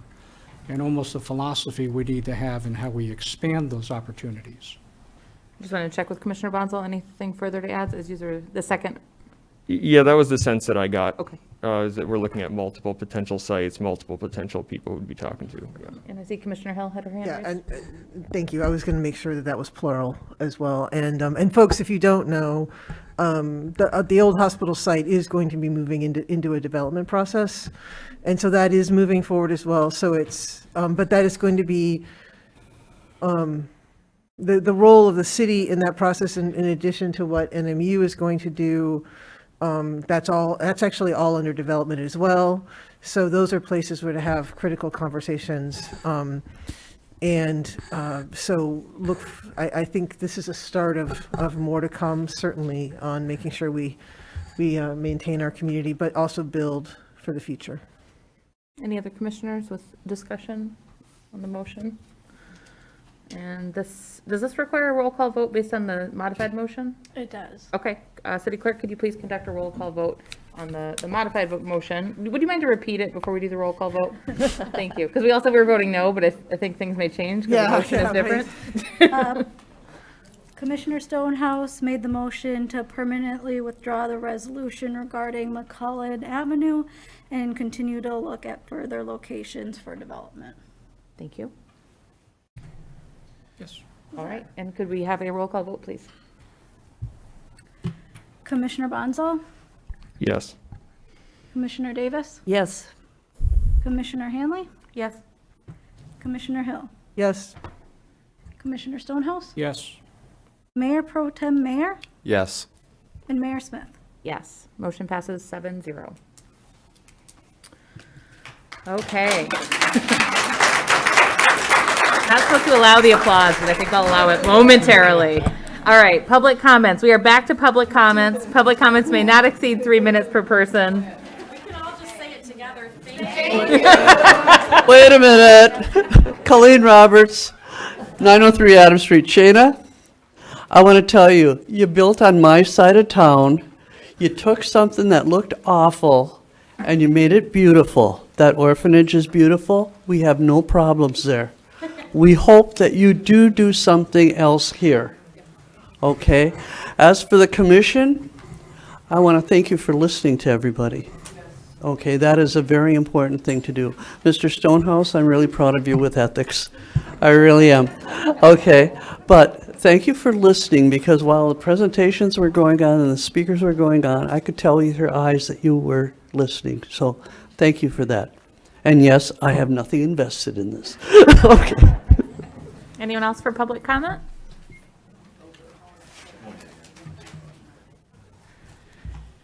Hi, Margaret Brum, 404 East Magnetic Street. Public disclosure, Mayor Pro Tem Meyer, I don't own the house next door. The guy who lived there had housing as part of his employment. He fell on bad health and his employer moved him out. I don't have anything to do with that house. If you want to move there, that's fine with me. It's a good neighborhood. You got to do better on the shoveling though, because I'm trying to keep the sidewalk clear so the buggies can go by from Mary Pro Tem Hill, and they're not keeping up on that. Second of all, and I'm going to be a little flippant tonight because I think we need some comic relief, it is very nice to know that I live rent-free in so many of your brains, because I have never heard my name spoken so many times by members of the commission. And I want you to know I appreciate that, because I try to make a positive difference. Now, have we lost our developer? Because I was going to tell her that the orphanage is beautiful, but it's got a bad cigarette butt problem, because I was called by one of the residents there to ask to pick up, and there was 4 separate locations, so there is an opportunity for improvement. Now, my last word is to Mayor, Commissioner Bonsall, who I'm looking in the eye. I told you once the worst thing that could happen to you was if you got elected the first time you tried. And I think tonight when you go home, you're going to feel 1,000 times worse than you do right now, because you were this close to having to call your favorite professor at Harvard and tell him, I wanted affordable housing, but now they're going to cut down an old growth forest and everybody's going to blame me. And I'm very, very serious about that, because I sleep well at night. And I know you're trying to do the best for Marquette, but you got played by people who understand what was happening. I'm sorry if you don't like that opinion, but that's what occurred to me, and I want you to become more aware of the consequences of what you propose, because you have a voice of influence. People listen to you. I read everything you post. You know that. I don't ignore you at all. I don't. Now, as for the rest of the commissioners, I have never heard so many of you apologize. And I want you to know, I'm not impressed with commissioners apologizing. You wanted these jobs. 2 of you just beat the crap out of me and got these jobs again. And so when you come into this and you apologize, I appreciate the honesty in the apology, but I expect better from you. And so do these people here. There's no excuse for not being prepared. And I'm going to say one more thing about Commissioner Stonehouse. His integrity is incredibly intact. That promise was made to people and he remembered it. And I'm sure in the bottom of your souls that twisted a few of your votes, because you don't want to be known as the commissioners who broke promises. But in terms of being an observer, do better. Thank you. Anyone else for public comment? Hi, my name is Una Danek. Kyle Danek is my son. I live in 34 Elder Drive. We moved from Detroit 42 years ago, and housing, they're talking about housing. We couldn't find a house, so we had to literally kick these people out for that house in the Elder Drive. And it's been leaking. We had Mr. Berry designed it, and still leaking. We just finished. Yeah, just finished our housing. So now I'm ready, then I just got this news. He's like, no way. Because when they tried to close or open up the Center Street, I said, no way, because my husband lived in farmland where he had to drive maybe 10 miles to get to the next neighbor kids. So he said, the next time when I have a house, I want to be closer. Elder Drive is the one that has a lot of kids, a lot of great parents. So we raised our kid, and then when they happened, the Center Street was going to be open, and we tried to stop. We came to the city commissioner, and we couldn't do it. So only way we could stop is to buy the land behind it, so nobody can build a house. So we did. So we own most of the land behind it. I paid it, so all the Elder Drive and West Side, they can enjoy their life there. So this is the first time I ever came to this meeting, and I thank you. I thank everyone who showed up, because I want my kids to be safe, and it's a beautiful place, and they enjoyed being in the wood, and they don't have to go, too far to play. And now my son is back with my beautiful grandchildren. They bought a house, West Avenue, West Street. They walk to my house. Now, do you think I will have that housing right there building? They can walk to my, no way, I don't think so. I even had somebody hit me right on that McLean Street. So I thank you for being so kind and so wise, and listen to all these people who love being there. And I don't have any intention to sell that land, that little triangle. I cannot use it. I can build a house. I want people to enjoy, and all the children. So I thank you, everyone, and thank you. Thank you. Anyone else for public comment? Well, I still want more housing to sell. Stephanie Jones, 606 North 6th, Marquette. I still want more housing to sell, and I just want to clear one thing. You had mentioned the Dow site, but didn't you already have an intent to sell that you signed with another developer for that property? So I encourage you to look at other surplus property for developers to sell, and I look forward to more property to sell. So that is already out to another developer, correct? We'll comment during either commissioner comment or city manager comment.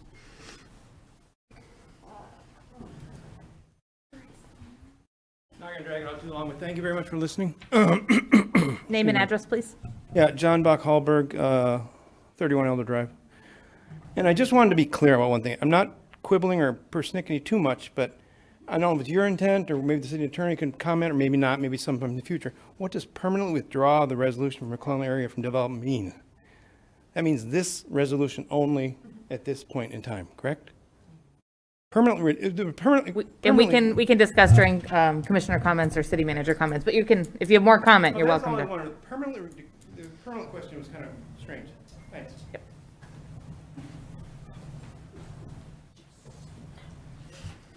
I told myself I wasn't going to talk. Brandon Evans, 1505 Norway Avenue, because it was kind of hard for me to be here. As much as I'm very interested in this subject, because my mother lives on Elder Drive, I run through Elder Drive with my 10-year-old pretty much every day, and I've probably offered close to half the people in the room to buy their house. But in any case, given what you've done and the permanent withdrawal, and maybe speaking to the previous gentleman's questions on that, I won't forget that. But the reason why it was hard for me is because you guys made a very good decision for yourself previously by stealing my partner, Suzanne Larson. But as a real estate attorney in Marquette, I won't forget what you said about maintaining West and Elder Drive in the community. Thank you. Anyone else for public comment?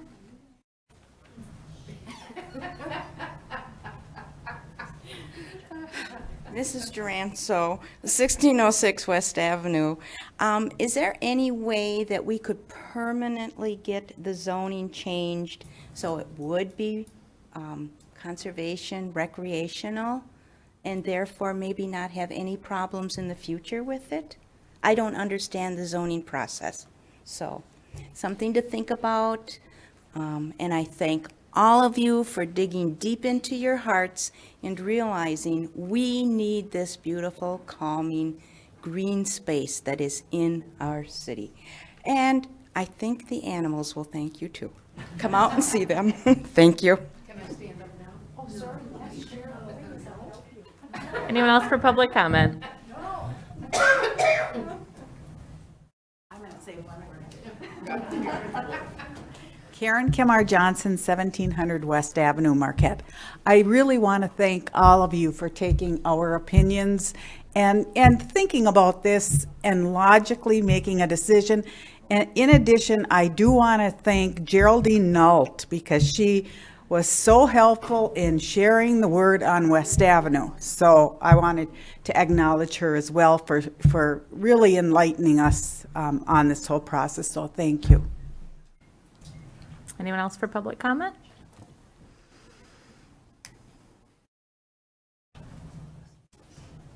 Going once, going twice. Public comment is now closed. All right, that brings us to comments from the commission. We'll start off with Commissioner Hanley and go down alphabetically, and then I will tie things up. Thank you, Madam Mayor. I'm going to use my time for commissioner comments, not to talk about the same thing we've all talked about all night, but to talk about the proclamation that was added to the agenda today. This proclamation was brought to us by the Zonta Group, which we have a few of the members here in attendance. It is as a part of their 16 days of action against gender-based violence. This is a serious issue, even in Marquette, as we have seen, as all of you saw in the presentation given to us by the police department today about the lady who was beaten by her significant other, and that we had honored our police members for their action in that scenario. You may also have noticed when you came in that there is a orange light outside and a lantern. This, and you can see these ladies are dressed in orange. This is because orange is the color known worldwide as the violence against women color. And so Zonta is encouraging people for the next, for 16 days from the 25th of November through the 10th of December to put an orange light in your house or in a window to show your support for the violent or for violence against women, and to try and find some way to help in the fight against this, be it donating to our local women's shelters or finding a way to actively be a part of this. So thank you. Mayor Pro Tem Mayor. I honestly think I am good on my comments for the night, so I am going to yield it back to you, Madam Mayor. Commissioner Hill. Thank you. Thank you again, everyone. Greatly appreciate it. This is truly the honor of a lifetime to get to have this position and to be reelected. Thank you. I want to take my time to talk about another proclamation. November is Indigenous People Month in our country. And if you have not had a chance to see the exhibit at the Baumier Heritage Center, the new space on the curve there, what's the name of that building? Across from the DeVos. Yeah, it's across from the gym. But there is an amazing exhibit on our Indigenous history that you could spend half an hour, you could spend 2.5 hours there. There's video presentations, there's beautiful artwork. It's really stunning. And it's important that we consider our full history in our understanding our community, and I know I gained a lot out of it, and I really encourage everyone to go and see it. Thank you very much. Commissioner Stonehouse? I'm going to follow Commissioner Mayor's lead here. I think I'm just commented out. Commissioner Bonzel? Yeah, thank you, Madam Mayor. I also want to echo the comments made earlier about a glass recycling week by Mayor Smith, and then also Commissioner Hanley, thank you for, bringing that resolution forward. I'm a volunteer for a nonprofit organization that is trying to help, get some legislation passed to actually address similar issues around sexual assault and violence against women at the state level. Just as a volunteer, so something that's important to me, and I'm glad that we were able to get it on the agenda. I guess I have just 2 quick comments. First of all, thank you all for coming and making your voices heard. I know we've all pretty much said that at some point tonight, but truly, this is an example where public input does make a difference. I think there's a lack of trust sometimes with the city. People maybe feel like the commission doesn't always listen. I can promise you, we're just people up here. We're your neighbors. We are listening. I personally try and be as transparent and honest as possible, be promoting public engagement. through like, my virtual office hours that I hold, and trying to have my contact info available and respond to emails and things. And I know, we all do similar things. So that's number one. I think, number two, there's another side of that coin, which is that we absolutely need to have, productive, fact-based discussions about things going on in our community, and we need to share our feelings and our concerns about things. But I think we need to also be cautious about, like saying things about the city manager supposedly having some kind of, do they have a relationship with this developer, or, saying things that are just not accurate about, like, for the ad hoc housing committee, for example. I think that damages our public process, because when we lose that foundation in reality and in facts, and we start hearing things and assuming that they're true, that just further undermines trust, and we can't even have a discussion about the issues. And so I just hope that moving forward that, especially with social media these days, there's so much stuff out there. And I really hope that, if you got questions, like, contact us, or, do some research. Don't just believe something because somebody said it, or, please, like, don't accuse commissioners of, like, or city officials of being, corrupt or malfeasance. And there's no, I think we need to be really careful. I know the vast majority of people here tonight weren't doing that, but I just think we need to be really careful about maintaining that standard of civility in our discourse, or otherwise we're not going to be able to get anything done as a community. So I just wanted to mention that as well. Thank you all. I appreciate it. Commissioner Davis? Yes, thank you. I just want to tell everyone that I had a very enjoyable day today, talking to everyone on the phone and answering emails. And it really was a pleasure to talk to everyone. And I am so impressed with these neighborhoods that have come together. And many of you talked about not knowing until last night, but look at the power that these neighborhoods have, and really made an impact on our decision tonight. So that's what this is all about. And I really appreciate all of you who are still here, and some who have left, and some who are not here but sent emails, and thank you very much. Also, thank you, Zonta, for bringing forward more awareness on a very important issue of domestic violence. And I really appreciate you. You haven't had a chance to talk, but thank you for being here, and thank you for bringing the proclamation here. I have two quick things. One, there are a lot of people here tonight. We have a lot of openings on city boards and committees. Probably not the first thing you want to do, but we need your help. You can serve on, Parks and Rec, Brownfield, zoning. We need your help. So look on the city website. There's a list of our vacancies. And then the second thing, on a more fun note, on Thursday night at 6 p.m. is the Winter Snow Fun Parade down 3rd Street and tree lighting. So it starts at the Dome. I will be riding in the fire truck, waving out the window, losing my voice, yelling to all the kids. And then down at the Commons after the parade is done is the tree lighting. So if you know any kids young or not so young, come on down. So that's all I had. I did write down two of the questions I heard, one about conservation zoning and one about the meaning of the motion. Was there a third that I missed, or were those the two?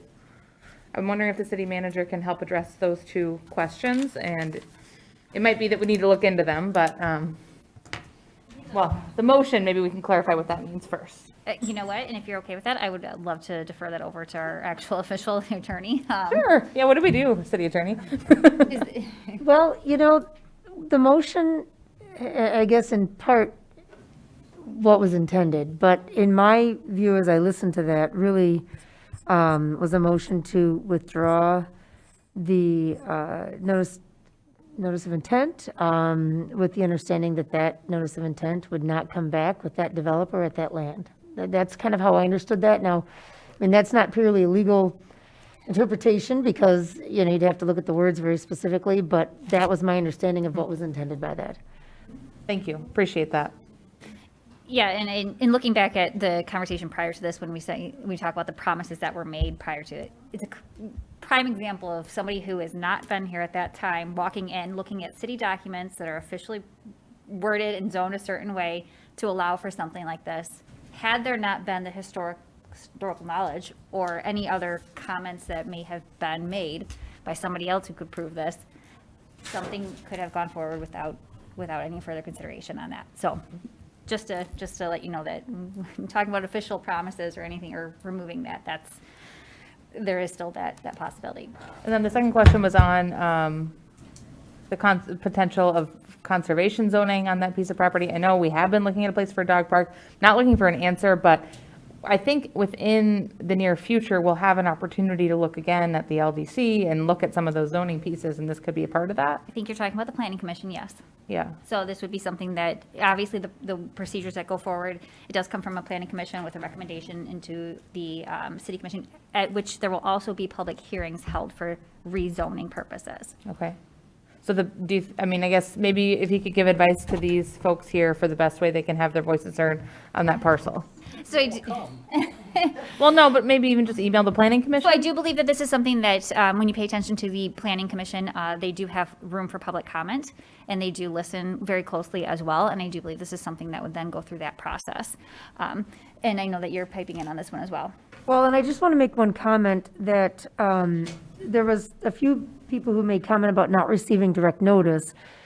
If there is a rezoning within 300 feet of your property, you will receive direct notice from the planning commission on that prior to that public hearing. So the reason you did not receive public or, direct mail notice of tonight's proceeding is because it was not a rezoning. But the land development code does require that if you're within that, number of feet from the property that's looking to be rezoned. Excellent point on that. Thank you. Very relevant. Thank you. That was the third one that I couldn't remember. I know Viridia had looked into it, but did they officially withdraw or no? We are currently still in negotiations at Okay. this point, and All we're right. looking towards that valuation of the land. Point well made, Stephanie. Appreciate it. All right, I'll turn you over to your regular city manager comments if you have anything, and then we'll get out of here. Just a couple of points. Community office hours with the city manager, which are held at the Peter White Public Library. The next one is December 8th at 10 a.m. It is from 10 until 12. And please swing by and talk, freely about any of the topics you'd like to talk about. Obviously, this one is a sensitive one right now, but it is your chance to come and sit down and meet with me very casually and discuss some things, or just talk or get to know me, and vice versa. I would love to get to know all of you. Second, it is plowing season, and there was a comment made about plowing in overtime. Thank you, Margaret.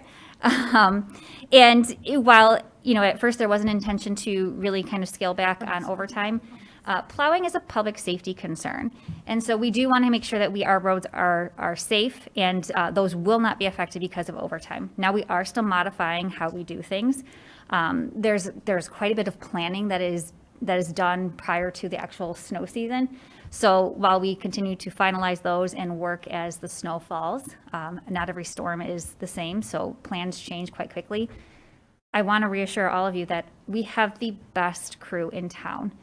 They know what they're doing. They take into consideration everything. The other thing, though, is we cannot come out for every centimeter or half inch of snow sometimes. So if you do see your crew out there, give them a wave and give them some extra space. They are working hard, and they are working as fast and as safely as possible. So a huge thank you to our DPW crew. And that's all. Great. Thank you. All right, we are adjourned at 9:06 p.m.